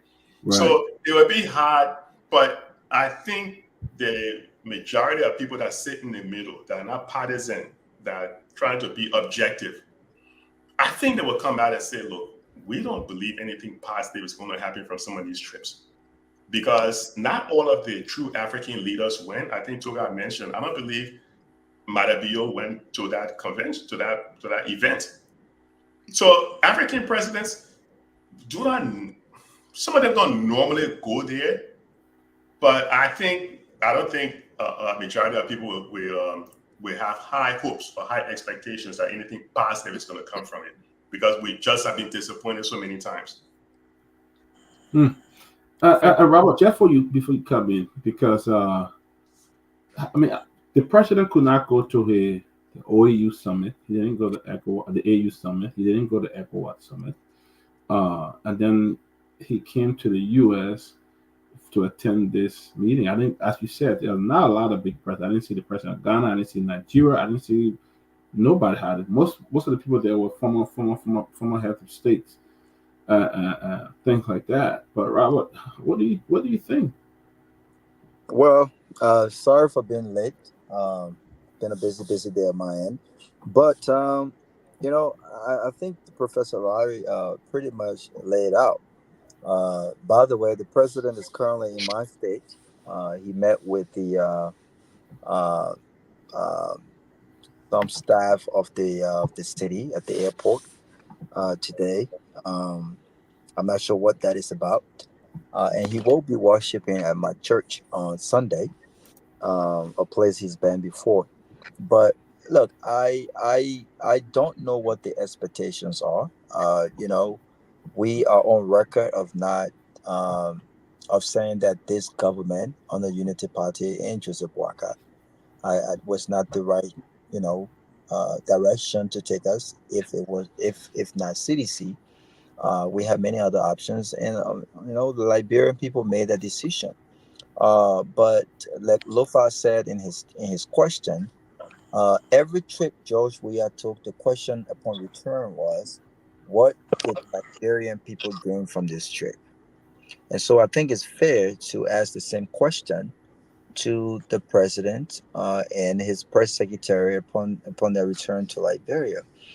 There's a town hall meeting that is scheduled tomorrow in Atlanta. I don't think I'm too busy to attend that meeting, but I'm hoping that folks are asking some questions. If I was there, I would ask, what really was the significance of this trip? Because, like you said, of all the trips he could have taken, the ECOWAS summit, I think, was more of an important trip than this trip, if you ask me. But he did not make that trip. So I'm still confused as to the significance of this trip and what is in it for our country, Liberia. But we will wait and see. They were talking about the MCC. The MCC discussion, I think anyone who thinks that Joseph Boakai shows up in D.C., in Texas or wherever, can make an effective argument with regards to getting a 500 million compact grant. I have a bridge for $1 to sell you, because this is not a discussion that will happen in the first 3 years or in the first term of this administration. There's lots of work that needs to be done. So I don't know the true significance of this trip. We will have to ask those on this trip. We'll have to ask the president the significance of this trip. I listened to a part of the town hall meeting that he had in Texas. It wasn't much explained. There was not much question asked, serious questions. So I really don't know, but I don't expect anything much to return home with. I don't expect anything much to return home with, and you can really see that. And I hate to mention this, but you can see that President-elect Joseph Boakai first trip to the U.S. was more of a high-level engagement than this trip as president of Liberia. And the reason why that was the case was because you had one man who hurriedly had to leave Liberia to attend various meetings with him in person of Amara Conan. And many people have argued that because of Amara Conan's critical stance on some of the way this government has proceeded and things like that, you can see that they've lost some of those contacts. I mean, look at the meetings, look at the people that they've met. The highest level of U.S. Official that they've met on this trip is Ms. Greenfield, and this is not a surprise, right? I mean, even if she wasn't in the position that she's in right now, she will meet Joseph Boakai in a day. But what kind of case can she make in the interest of the Liberian people. She's not a lobbyist. And so it's clear that this government does not have the connection as they thought that they had. And anyone who thinks that this trip is somehow more successful than the end of George Weah trip, you know, is basically speaking from a partisan perspective. But I really have not seen the significance of this trip. I have not seen, what is in it for the Liberian people. Look, I guess we have to wait and see. But I don't expect anything in return, to be honest with you. Toga, what do you think about that? What you on the ground, Toga? You get different news and all of that. What the Liberian expectation of this trip? I mean, with these early stages of the government, you expect so much more.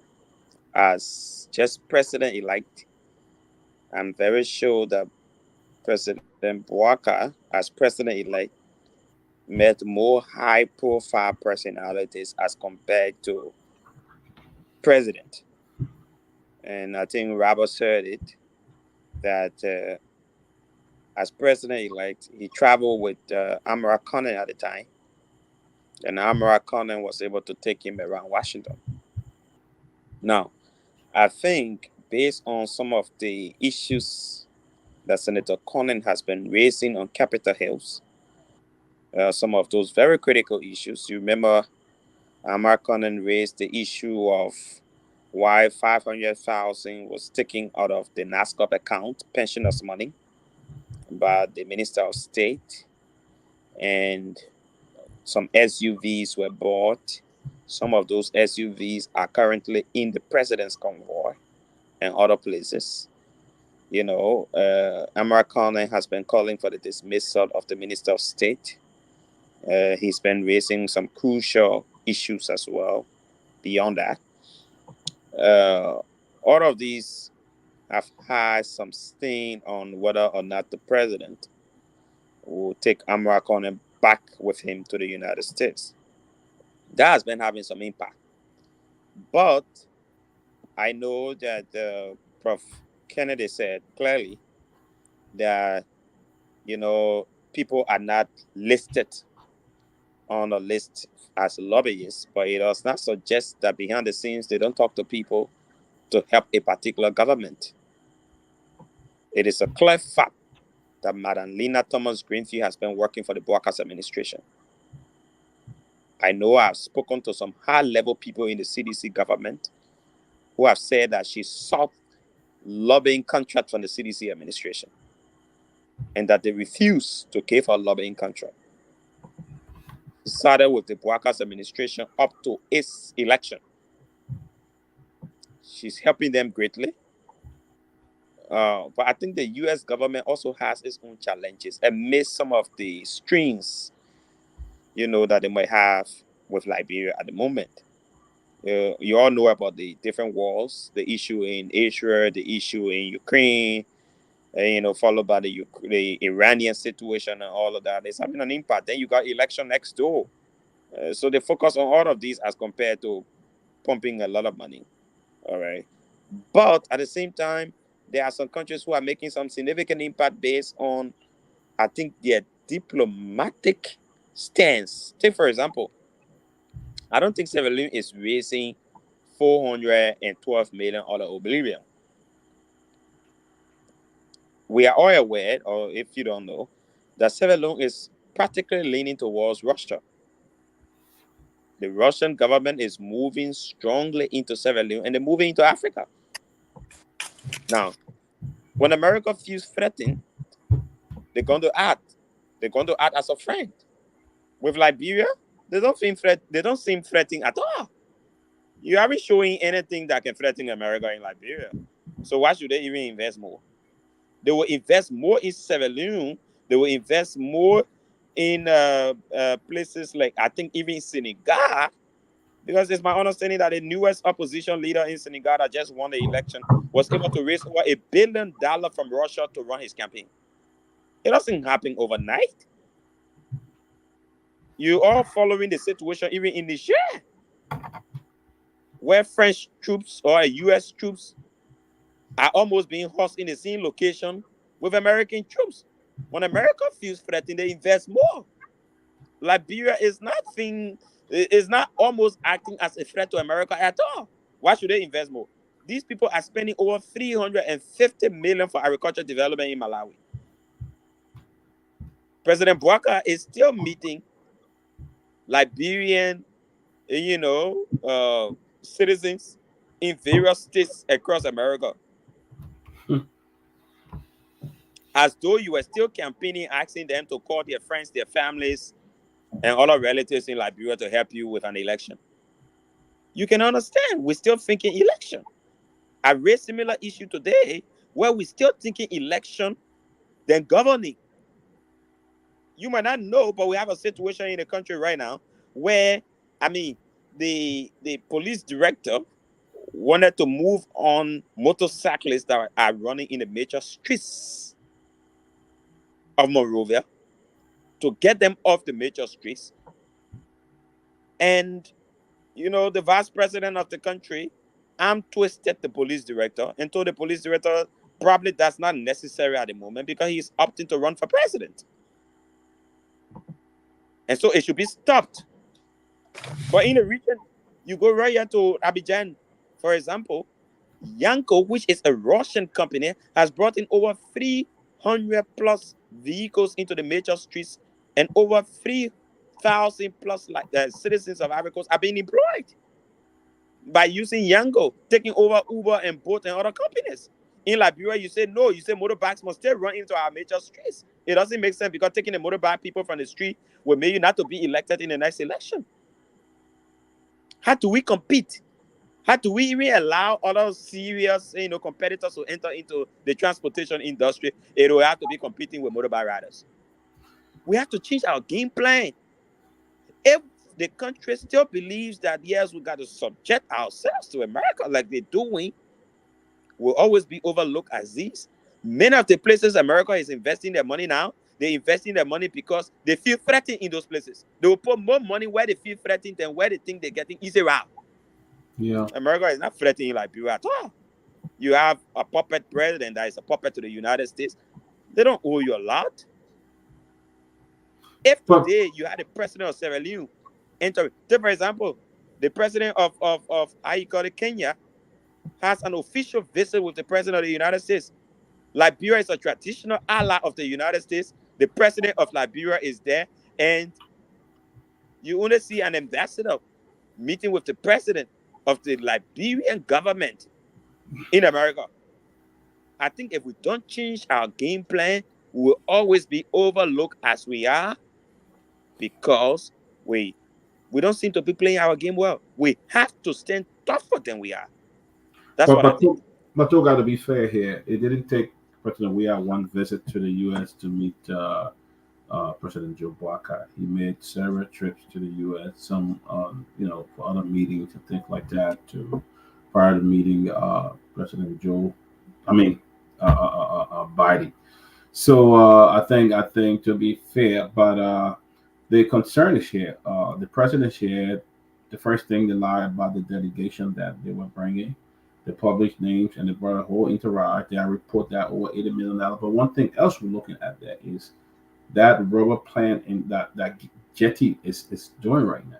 I understand Jetty probably have complete control of the rubber industry in Liberia. And the Ministry of Commerce, they have just worked on a deal that I heard from the grapevine. They have just worked unconfirmed that they have worked on a big deal in terms of this whole rubber issue in Liberia. And Jetty now get to control the entire rubber something in Liberia and stuff like that. You got any idea? But that then we'll go to Lofa. The only thing I'm hearing about this has been the only issue of the end product. There's a big difference between what Jetty intends to do and what Firestone is doing. Over the years, over several decades ago, Firestone came to Liberia, and all they do is to export raw materials from here. They bring those raw materials into the end products to us, and we have to buy them. Even a plastic chair It's technically not made here. Tires are not made here. We have to buy all these things after they take them out of here through rubber, and they bring them back for us to buy. What Jetty is doing that Firestone has not done for several decades is that Jetty wants to give us end product. Like I'm hearing, for example, like the sanction you saw on what's his name from Makibi, Emmanuel Nugwe. It's basically because of this whole Jetty controversy with Firestone.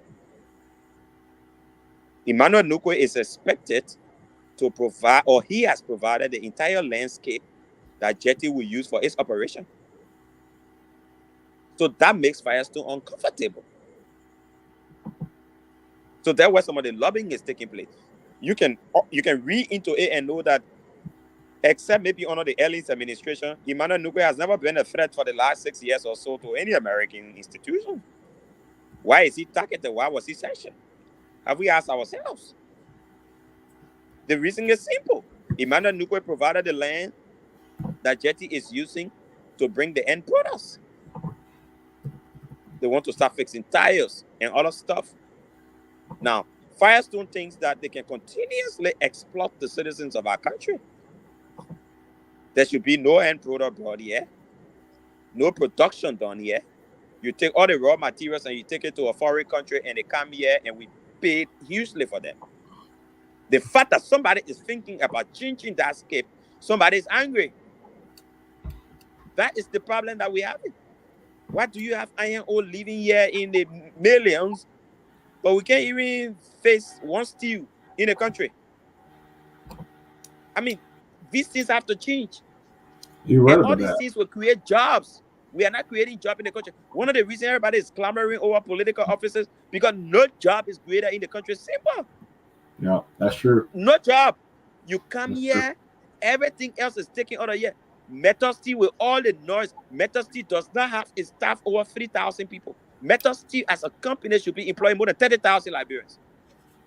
You can't even talk about 5,000 to 10,000 Liberians employed by a multi-billion-dollar company like Metal Steel. It's unacceptable. Everything is taken out of the place.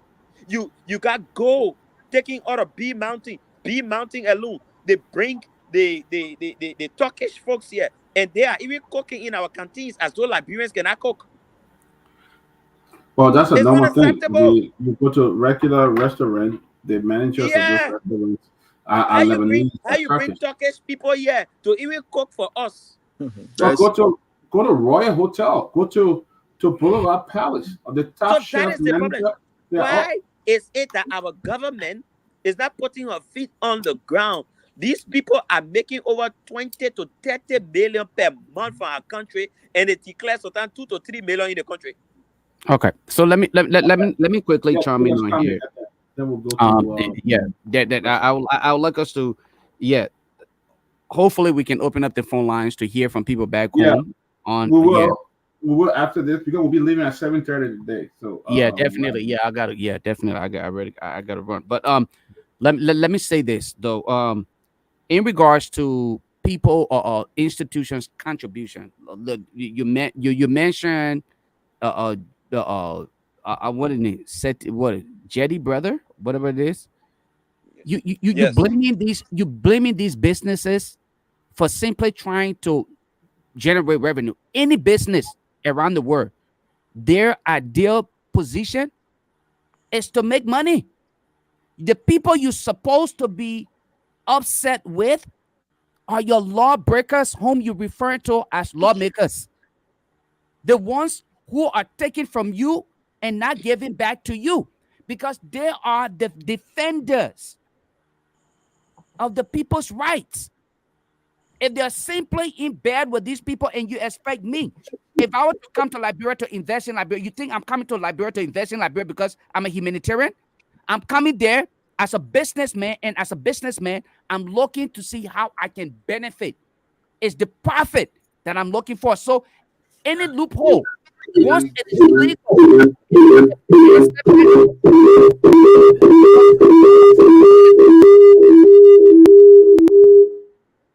all right. Once it is legal, I'm going to take advantage of it. And this is what those guys are doing to us. What we need to do now is emphasize on how can we hold our lawbreakers, self-proclaimed lawmakers accountable to make sure that these institutions are doing what is expected of them so that they can represent our people. That's why they were hired. I would not hold any business liable for anything that they're doing in Liberia until we can start to hold these self-proclaimed lawmakers or Lofa, representatives of the people accountable. Lofa. I know many of times we think that our lawmakers are the problem. All right. I don't stand here in defense of any of the lawmakers. But here's the thing. The lawmakers, even with the situation at Kinjaw, at B Mountain, they've come up with a report on the situation at B Mountain. I don't know if any of us have even seen that report. Do you know those reports can basically be implemented by the executive? That's the law. You can't change that. The lawmakers came up with a very strong report on the situation at B Mountain. You know what the executive is even proposing with 3 persons dead at B Mountain, shot at by the police institution. They are proposing just $5,000 for each family. So you can imagine. You can't. Alex, No. you're in agreement. You keep thinking that the lawmakers are the problem. Alex, you're in agreement with me, though. This country is basically run by the executive. The executive has buck up. I'm telling you. Alex, I want to disagree with you because that's why you have check and balance. Try to find a report that the lawmakers made on B Mountain. Try to find that report. That report listed several things, and those things cannot be implemented by the executive and not the lawmakers. The executive has not implemented part of the thing the lawmakers are talking about. Okay, imagine if you are proposing $5,000 United States for each family whose child was shot out. So the legislature supposed to find that money. So let me what ask is you the check and balance? Let hold it down. Let get it going. So let get somebody else to come. Peabody, just 1 minute. Let me just take one before I go. So I don't want to keep this whole but the Lofa's point though, Toga, if the lawmakers have a report that needs to be implemented by the executive, and the executive fails to implement that report, don't the lawmakers have constitutional power to ensure that report is implemented? And if not, are there now things that they can do to summon the executive to ensure that happens? I mean, look, the fact of the matter is all these guys are in cahoot. You got people, when I sit on this platform and listen to Professor Larry, and there are other fine Liberian men and women that I have engaged that I know personally. We can't sit in Liberia and say we have a shortage of intelligent, well-connected, well-educated people to effectively bring the changes in each of the areas that are needed to be changed. We can say that.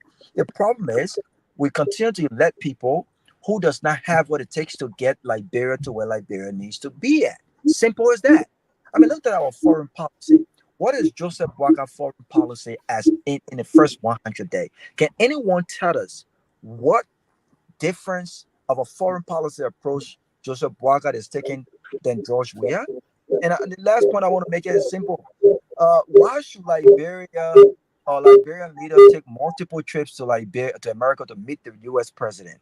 Why should our leaders go, pay thousands of dollars to come to these United States to meet the U.S. president? And you know the reason why people are questioning why is it Joseph Boakai has not met anyone of importance other than the ambassador Greenville is because they made fun of George Weah trips to this country. They made fun of it. There were many trips George Weah made, and they said, "Oh, another photo ops. What is the return on investment? Look at the folks he's meeting in D.C." But guess what? Look at the folks Joseph Boakai have met in D.C. on his first official trip to the U.S. Who are these people? What significance are they? How do they help our country? And so we continue to swim in this circle, right? We people make all these big mouths, and the Liberian people fall for it. And once they are elected, we're in the same box. I mean, there's nothing changed. So if nothing changed, and Alice continue to ask, we continue to do the same thing over and over, and somehow we expect a different result, right? What will change? Joseph Boga goes back to Liberia now. Millions of dollars spent. What is in it for the Liberian people? I can guarantee you they will say they have connected Hartsfield Jackson International Airport, or they initiated that conversation so Delta can somehow start flying back to Liberia. It won't happen overnight. It's not easily said and done. We know that for a fact. This is what they will say. But we've got to come to the point where we say, look, what do we do as a people? How do we stand up as a people? Because there's a lot of successful people in this country. A lot of successful farm men and women that are Liberians in this country. We are more successful in this country if we really think about it. People are not flamboyant about their successes. I'm not talking about BM work and all this stuff, but we are more educated, more successful Liberians in this country than most African national in this country. What are we doing? Are our people? Look, we had the minister of public works the last time on this platform, and people were talking about reaching out. Why should we beg people to reach out to people who could benefit your ministry or benefit the country? You should be initiating these conversations. And so look, it's all about our mindset, my people. And the minute we change that mindset, it starts from home. The minute we stand up for the right things, we will see some movement in the right trajectory for our country. But for right now, all I see is basically a blank page. I don't see anything going back home. They're gonna go back home and make all these big mouths, all these promises made. Nothing's gonna happen. Nothing's gonna move. That's just my thing. Thank you. All right. We will. I won't go to Professor Kennedy, but yeah, I'll be quick. Just yesterday, I was reading about the UP government did an investigation on the 350,000 that was given by the Vice President Wada to. They say it came from the president. $350,000 came from the president, and they didn't find the chairman at fault. They said that it was some of the head took $1,000 and all of that. But I'm thinking the president just came to power. $350,000 cash he gave out. What does that signal, Professor Kennedy? 350 grand he gave. It didn't say from the government. It didn't say it came from the party. It came from the president of Liberia. And I think that's one of the reasons why we have so many issues in Liberia. We don't have good governance. We don't have a transparent government. If you have a transparent government, the people know where their tax dollars are going or where their resources are going, they will be able to stand up and speak out against the ills in the country. We have situations in Liberia where things are just secretive. But let me say this thing real quick because I know we're going to go to the phone lines. The reason why Liberia seems to be struggling year after year after year, for two reasons. Number one, we have way too many resources, right? It's called the paradox of plenty. If you have way too, it's a curse. It's the resource curse. People know it as the resource curse. If you have too much of resources, governments that come in place feel that they don't have to do anything because they will still be able to do sell the resources and do all these concession agreements. They will still be able to raise money by without doing anything constructive to grow the economy. They will still get they will still get money into the budget because they will do concession agreements. So we are cursed with so many resources. And the problem with that also is it doesn't give us the chance to diversify the economy. We don't invest in the young people because the young people are the future in that country. We don't invest in education the way we need to. We are in a knowledge-based society. We're supposed to be pumping money into the young people right now, teaching them how to do like computer science, how to do programming, how to do a lot of the technical stuff, because that was what a lot of the countries that are successful today, that was what they invested in. But we in Liberia, we always expect countries to give us handout. With all the resources we have, I hear people saying, what did the government of America donate to Liberia or give to Liberia? We should stop begging. We have this mental inferiority complex that when we go somewhere, we need to beg. Let me tell you the only time America will give you money. America will only give you money if it's in the national security interest. Over the past 20 years, the most money Liberia received was when Ebola hit. You see, when Ebola hit back in the Congo back in the 70s, it wasn't a big deal because by the time you get visa to travel to the US, you probably already not die.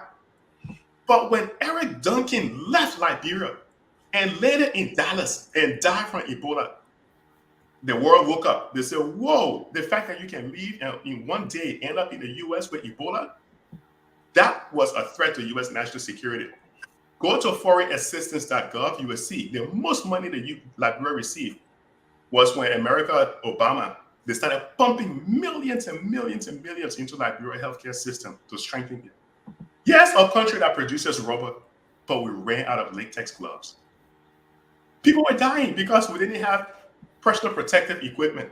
So this mindset that despite all of the resources, we have to keep begging. We go to this conference, oh, what did the person bring back? We expect them to go beg for it. We don't need to do that. And the only reason we're begging because we don't have good governance. We don't put strong people in the government to diversify the government, to grow the economy. We don't pump money into education for the next generation to learn. We don't do any of those things. So governments just come in, they do concession agreement, they continue to survive. We see all of the issues with the governance, nothing happens. But when you see the young people who are protesting today at colleges around the US, how they are trying to make changes, they influenced President Biden from stopping the shipment of bombs to Israel. Thank you. Because if they hadn't done it, President Biden would still be shipping bombs to Israel and shipping food over to Gaza, and thousands of Palestinians would still be dying. But why? People think are stand up over here for their rights because they want to know where the tax dollars are going. Right now, the countries who are receiving the most money from the U.S. is the Ukraine. Why? It's in the U.S. national interest. Yep. The U.S. will only pump money in your country, and I think to a certain extent what Toga was saying makes sense. The U.S. will only pump money into your country if they see there's a threat. So what Toga was saying, if there's a threat from Russia, maybe the U.S. would say, oh, we need to maybe take a stance against it. Right now, the Libido contract that is taking place over there in the southern part of Africa, the Libido contract, the reason why Kamala Harris, the Vice President Kamala Harris and others are rushing over there is because they see China has been coming to Africa. The U.S. has a policy to fight against China. China has the second largest economy. So the U.S. is pumping money right now to try to haul minerals out of Africa. So we will always be in this vicious cycle. The country that seems to be growing despite all of the resources in gold, iron ore, timber. So guy is right. We have all of that iron ore. We don't have no steel plants. Metal Steel makes billions. Go check. Metal Steel makes billions. And look at the number of people that are employed in Liberia on Metal Steel. So that's absolutely correct. Why? The government officials don't care. Why? Because they get their daily bread every day. But when 70% of your population in a rural community is struggling catching help, if those people understood they have the right to change this, there'll be change. But I see Liberia going the same trajectory for a long time until the people get educated and really, really push for change. But we're cursed. The resources we have in our country is so plentiful right now. Governments don't have to come in and do anything. We're cursed. Countries with less resources, the Botswana, the Singapore, the Taiwan, the Hong Kong, those countries are doing so much better than Liberia, but who knows? Yeah, that is sad though. That is really sad. And I think the mindset now have just trickled down to other Liberia. When the president comes to America, that the U.S. government will give millions of dollars, and everybody has this high expectation that Liberia will benefit from this and benefit from that. But we have, as you said, Larry, our natural resources have been misplaced. Misused, and others are just benefiting from it. And a few are just benefiting, and the majority of the people are suffering. But Lofa, let's take some calls. Let's take some calls, and then we'll leave. And then everybody can get the statement, and then we call it a day. Yeah, let's take some calls. Ansu, the man of the day, the young graduate, will be taking calls from back home, and we will prioritize the calls from back home. And those that are calling from here, once your call comes through, and there are folks back home who are on the line, we will give them the first option, the priority to to speak to the issue first. But I hope that in discussing this, unfortunately, we were not opportune to speak to this, but we also heard that the asset recovery team members have already started to resign without any work done thus far. I hope people will speak to that as well in these phone calls. But let's hear from the man, the young graduate from back home in Liberia. Let's hear from the people back home. You're muted, boss man. You're muted. You're still muted.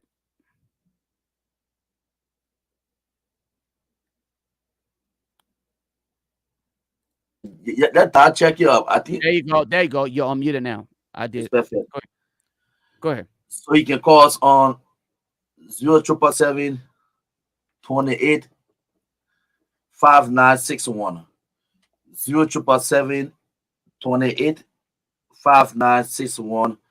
It is the number here in studio for you to call and be live on the closing argument here on Truth FM. Let's go to live pick up first caller. Hello? Hello? Yeah, go ahead.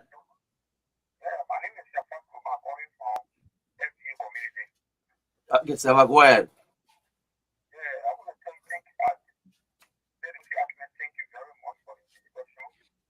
And so bring the phone a little bit closer to the mic. We can't hear you. It's not too clear.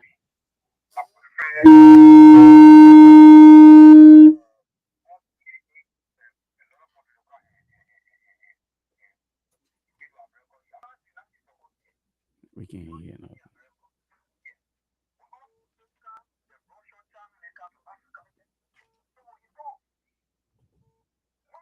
We can't hear nothing. Answer.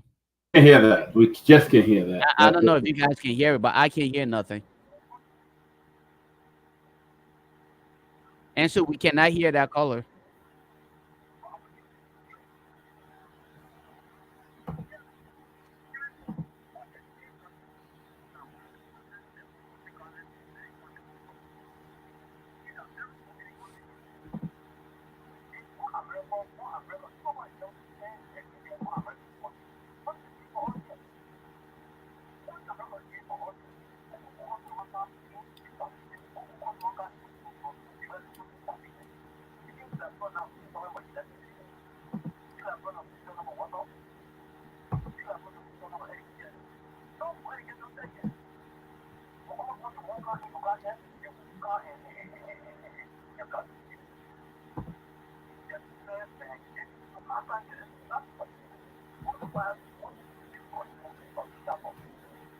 Okay. Okay. Let's just show you that we have other callers on the line. It is a busy line. Julius, are you getting me now? You getting the caller now? It was kind of thin. We really could not hear or understand what the caller was saying. But if you can just raise the volume or bring the phone a little bit closer to the mic, put it on the top of the mic. You see like where my hands placed? Yeah, you getting me? Like right there. There you go. Say your name again. Okay, There go you ahead. Good.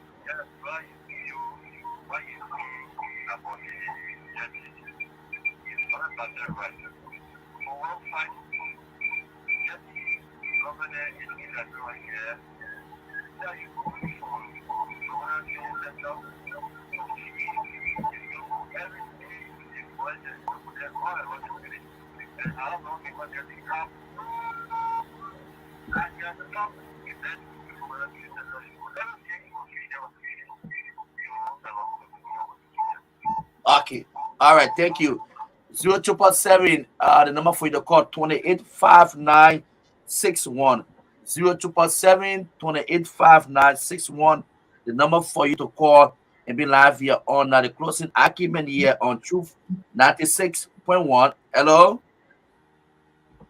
No. Hello.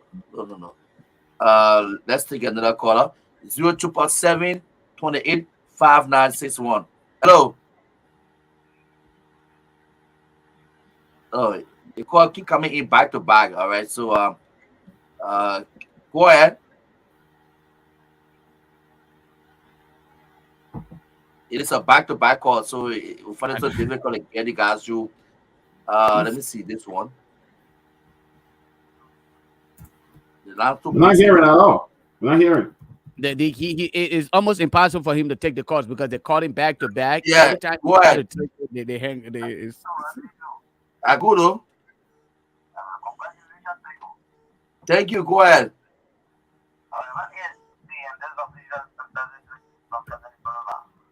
Go ahead. Why he's off? Why, guys? I find it so difficult here because the calls keep coming in back to back. Go ahead.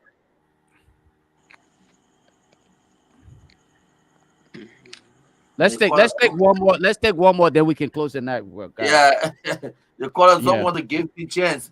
Yeah, Okay. it's so difficult. Yeah, let's close. Let's call it a night. That Peabody. Let's call it a night because we gotta go. I mean, Yeah, let's do our closing and then we can go. Let's start with it. Professor Kennedy, you do a closing, and Toga will do his closing, and Lofa, and then we'll call it a day. Look, the only thing I can say is we I hope we're going to talk a little bit about the drug epidemic over in Liberia and maybe get some. I mean, you can chime in. You can chime in on it. You can chime in. you can chime in. I think that's a good point though. We started with it. I think we spent a few minutes on it, but I think it's good. We can still go back. The drugs is very important. Please chime in on that.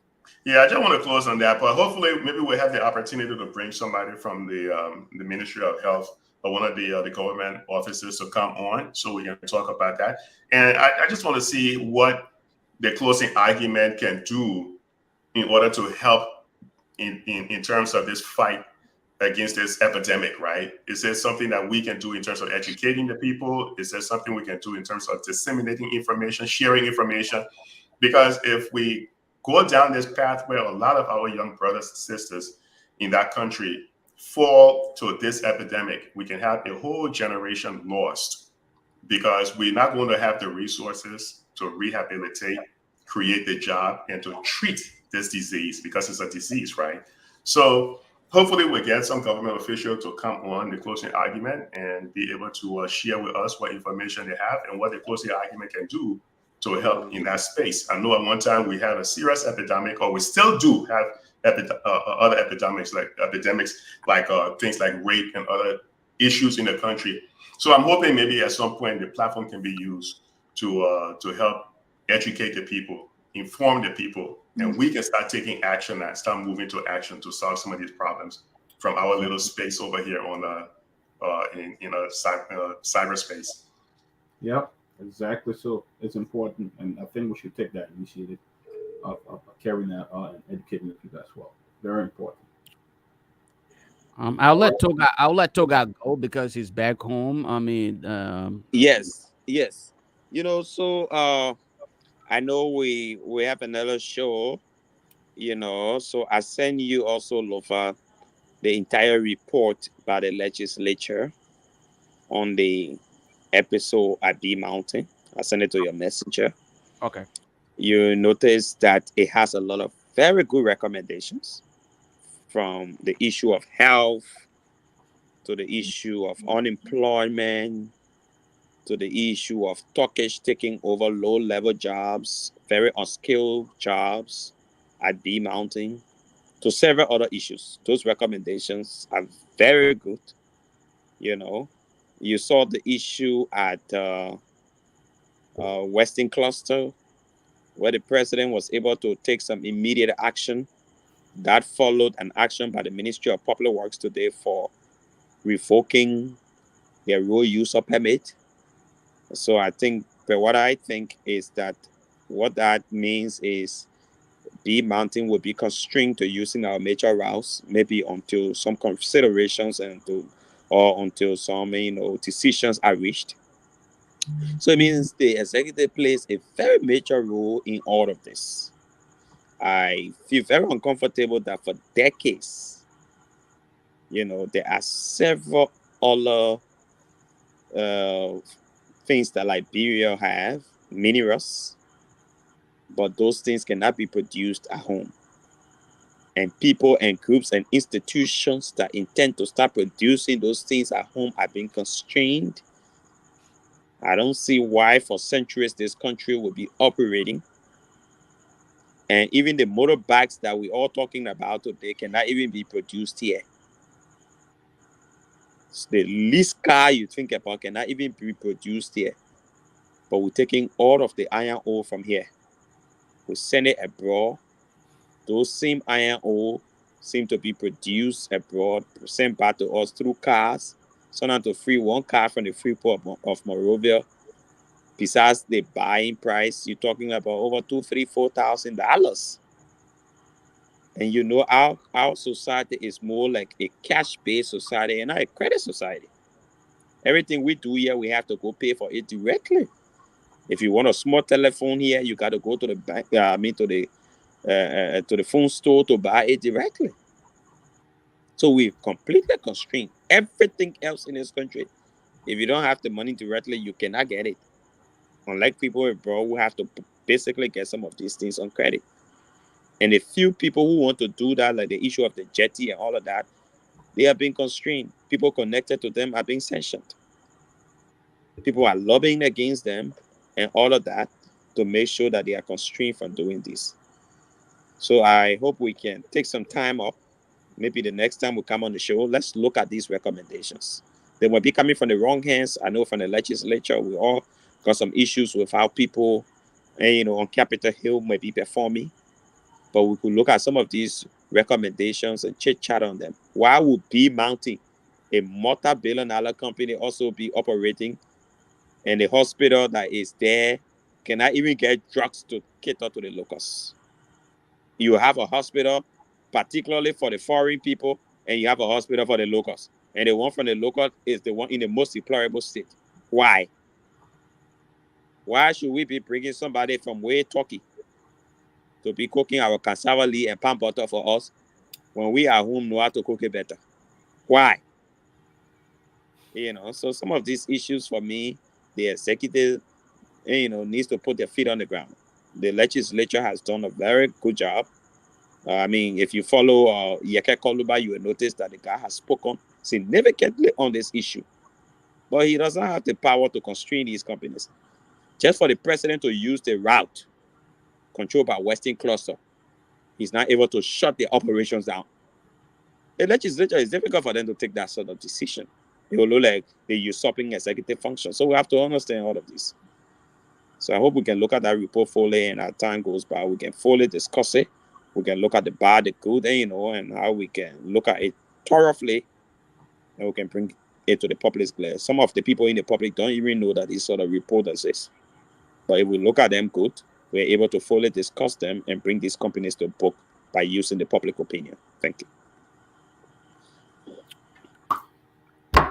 Well, I think, guys, thank you, man. It's always good to see you, Toga, and also Professor Kennedy. It's just always an honor to see you guys and coming on and being part of the show. We want to thank you guys for coming.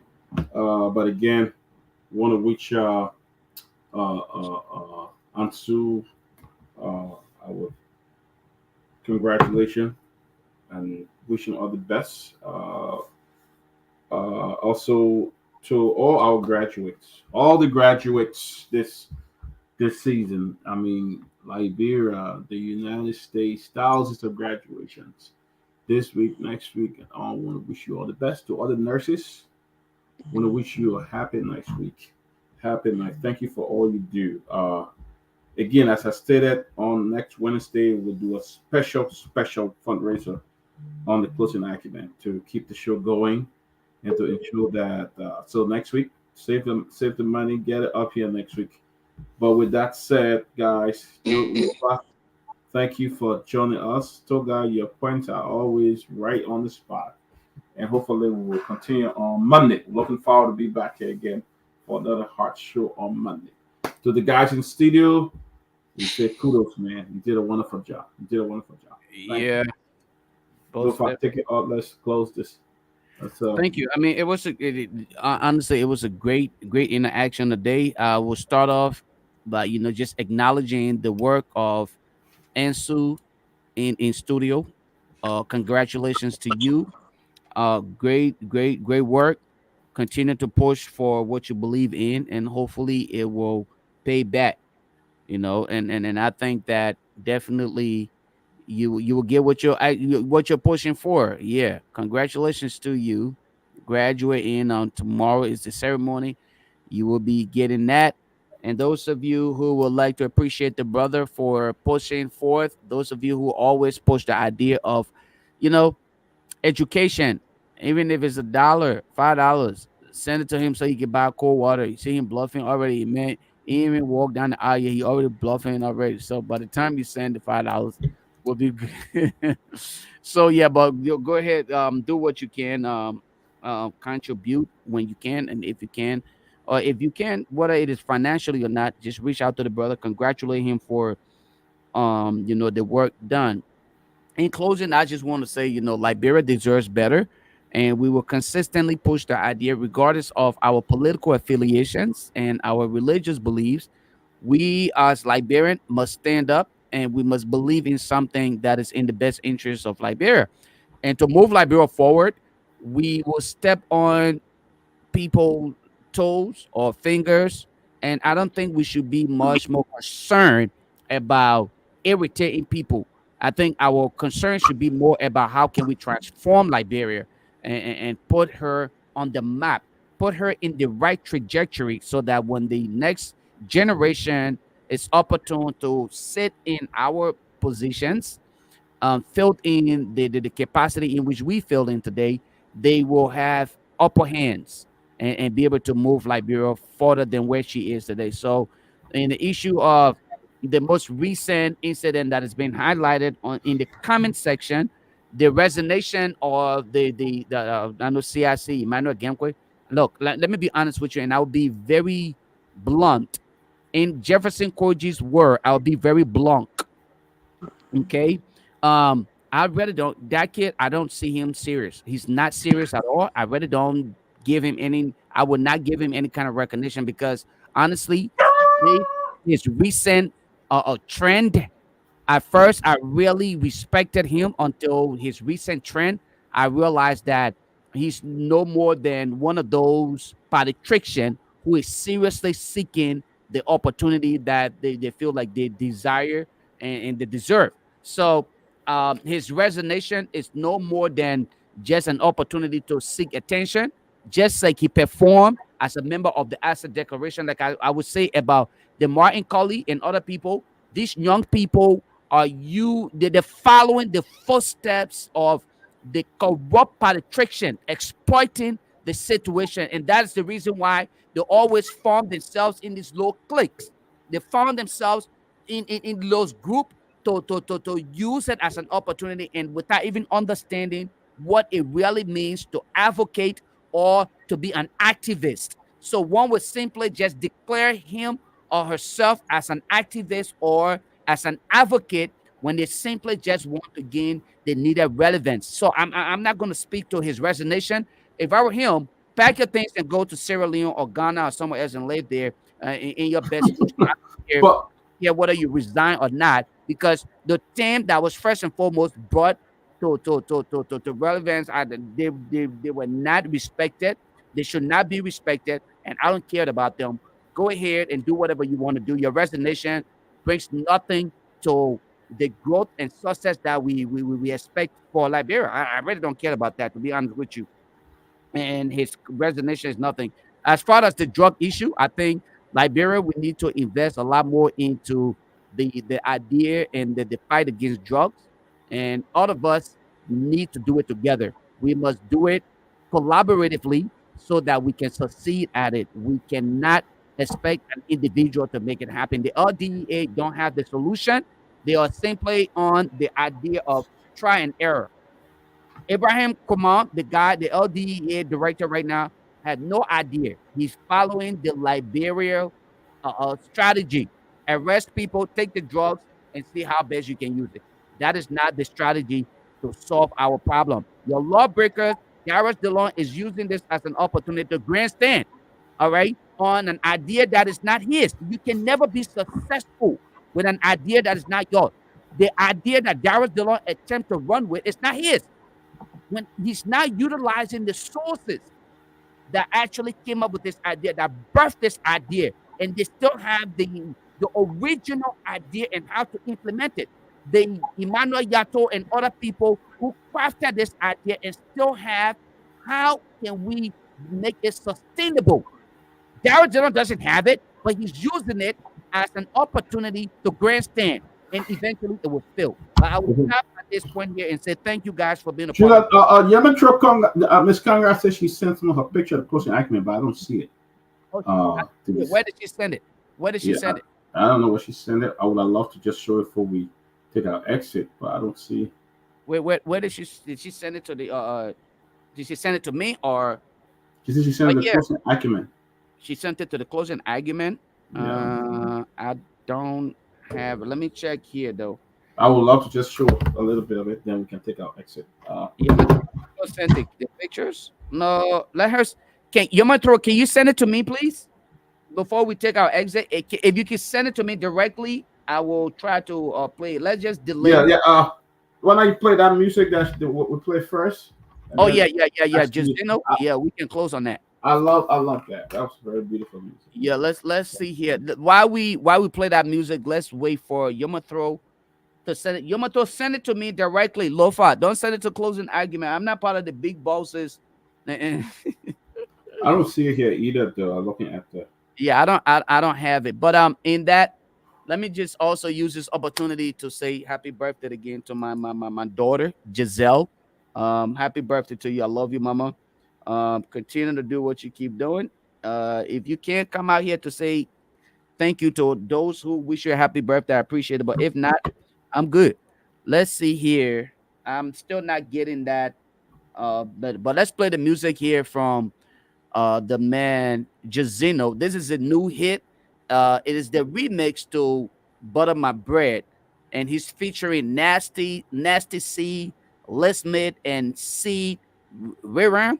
There's a dude from India. There's an Indian dude in this song, but look, you know. I didn't know it was a Liberian music. Look, I'm telling you, would never tell it's a Liberian music until somebody have to tell you about it. But it's hot though. Let's listen to it, folks. Enjoy yourselves.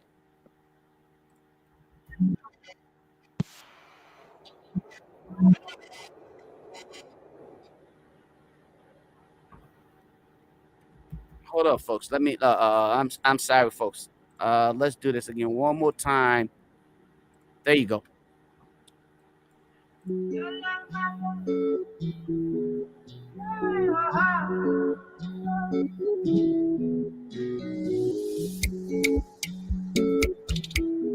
Yeah, that joint is heavy, man. To my brother Francis Wallow, it's for you, man. Whoa. Butter my bread, she got my tea, give me a cocoa. Ain't nobody touching you, when they try it, they touching you. Everybody crushing you, but I'm wanting to marry you. I know carry another, you know say I'm complete, man, yeah. Now your matter, it's for my mind inside, yeah. Now me water, baby give me something nice, yeah. Carry a matter, girl I love my body,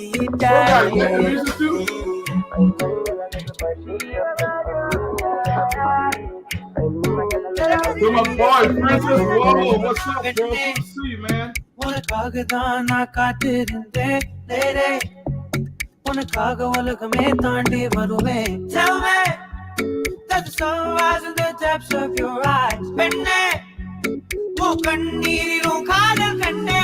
Your love, my love, give me your love. I'll never play with your heart. Give me your love, your love. Any night, any day. Your love, my love, give me your love. I'll never play with your heart. Your love, any night. You season me, need your synergy, your divinity, tranquility. Give you EFT, give you BBC. You're good for me, for my sanity, not my imagery. You're fixing me, you're changing me mentally, visibly. I'm injured, see. Every woman I trusted failed me dismally. Oh my God, first time I saw you in person, I fell in love instantly. Oh my child, this one's wild, this love is new, this one's loud. Everything you do, you make mine proud. Yo, folks, if you are following us for the first time, we want to welcome and thank you for being a part of the closing argument. It was a wonderful one tonight. We thank you all for being here tonight. Please. She said she sent it. She said she sent it. She sent it already. Okay, let Yeah. me see if I can Girl, I find love your it. body. You know what, Dr. Peabody? If we don't actually project it tonight, we got Monday. Yeah, but I would love to just show tonight. So everybody watching, folks. Actually, you're right. Look, I'm I'm trying to find it right The now. woman so nice and Congratulations her to skin Miss so clean. Yamicho She call it my Conga. love like a Married in sweet Ghana. sister. Congratulations. She can do my thing. I see my boy watching from Minnesota, my brother Francis Wallace Jr. Good to see you, Francis. The joint is so tight. I like that joint. It just kind of. Oh no no no! If you ever leave, I go hunting for you, my queen. The poor actor, they know that I can dance. For me, baby, never treat you funny. Tomalin George, Ben Sanvee. Oh, you know what? Keff You know what Hassan. I just got it. I got it. I'm gonna project that. I mean, all of the images I just got from Yoma Throw. It was a beautiful wedding. Look, I got to. Oh my God, I want to see it. I want to see it. Give me a few seconds. Let's play this music real quick here. I'm gonna put this one on rewind one more time. If you're in Liberia, don't do diligence. Go and look up the man Jazino. It's Butterman Bird remix. It's BMB remix. I'm telling you, it's the hottest one right now. You got to figure it out. Get it. Enjoy it. Yeah, that joint is tight. Tight.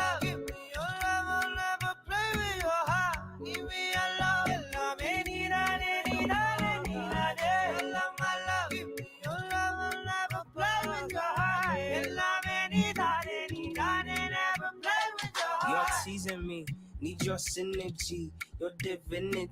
Oh, that's a tight joint right there. It is hot, the beat and everything. So that music is hot. I like it, man. I like it. It's hot. It's hot. Hey, nobody can beat it. But let me show Yama Throws pictures here. Even though she meant to keep this secret from us, but we must thank Benjamin Jonel. Ben, thank you for actually sharing with us. Oh, that's awesome, man. Yeah, beautiful, that's beautiful, Yama Throw. Beautiful picture. Beautiful. Here. Oh my goodness. Look at that. Yeah. Wow, look at that. That is, oh man, that is so beautiful. I like the attire. Beautiful. Beautiful. And the Ghanaian style. That is so awesome. Let me put us to the side to make let the people see who Yama Throw is, man. Let me take our ugly faces out of the way. You see her? Yo, this woman, she's a queen and a king. Yo, she holding the big. Yo, yeah, that's really cool. That's really cool, man. That's nice. That's nice. Look at that. Look at her. That is so cool. I like that. Look at that. My goodness. Wow. You know, Young Trey really prayed. I mean, they got lucky. He got a beautiful wife. Yo, I'm telling you. My goodness. My only disappointment, he looked Ghanaian though. Nah, I'm just messing. That's all right. That's our brother. You know. I'm just playing Yoma Throw. Don't worry about that. That was a joke. Nah, but it's a good. I mean, yeah. Good job, Mama. Thank you, and thank you again, guys. We love you, Yamicho. Congratulations. Congratulations. We wish you all the best. All the best. Yeah, definitely. Guys, I really gotta go. My daughter is bugging me right now. I gotta run. It's her birthday. Again, like I said, I'm taking her to the movie tonight. So, guys, you guys have yourselves a wonderful night. Hopefully, we'll be back here again on Monday. Peace out. Yeah. And Sue, enjoy yourself, man. Be in touch. We'll be in touch, Ensign. Be in touch shortly. All right. All right, guys. Judith, have fun with your daughter, man. All right, guys. Peace.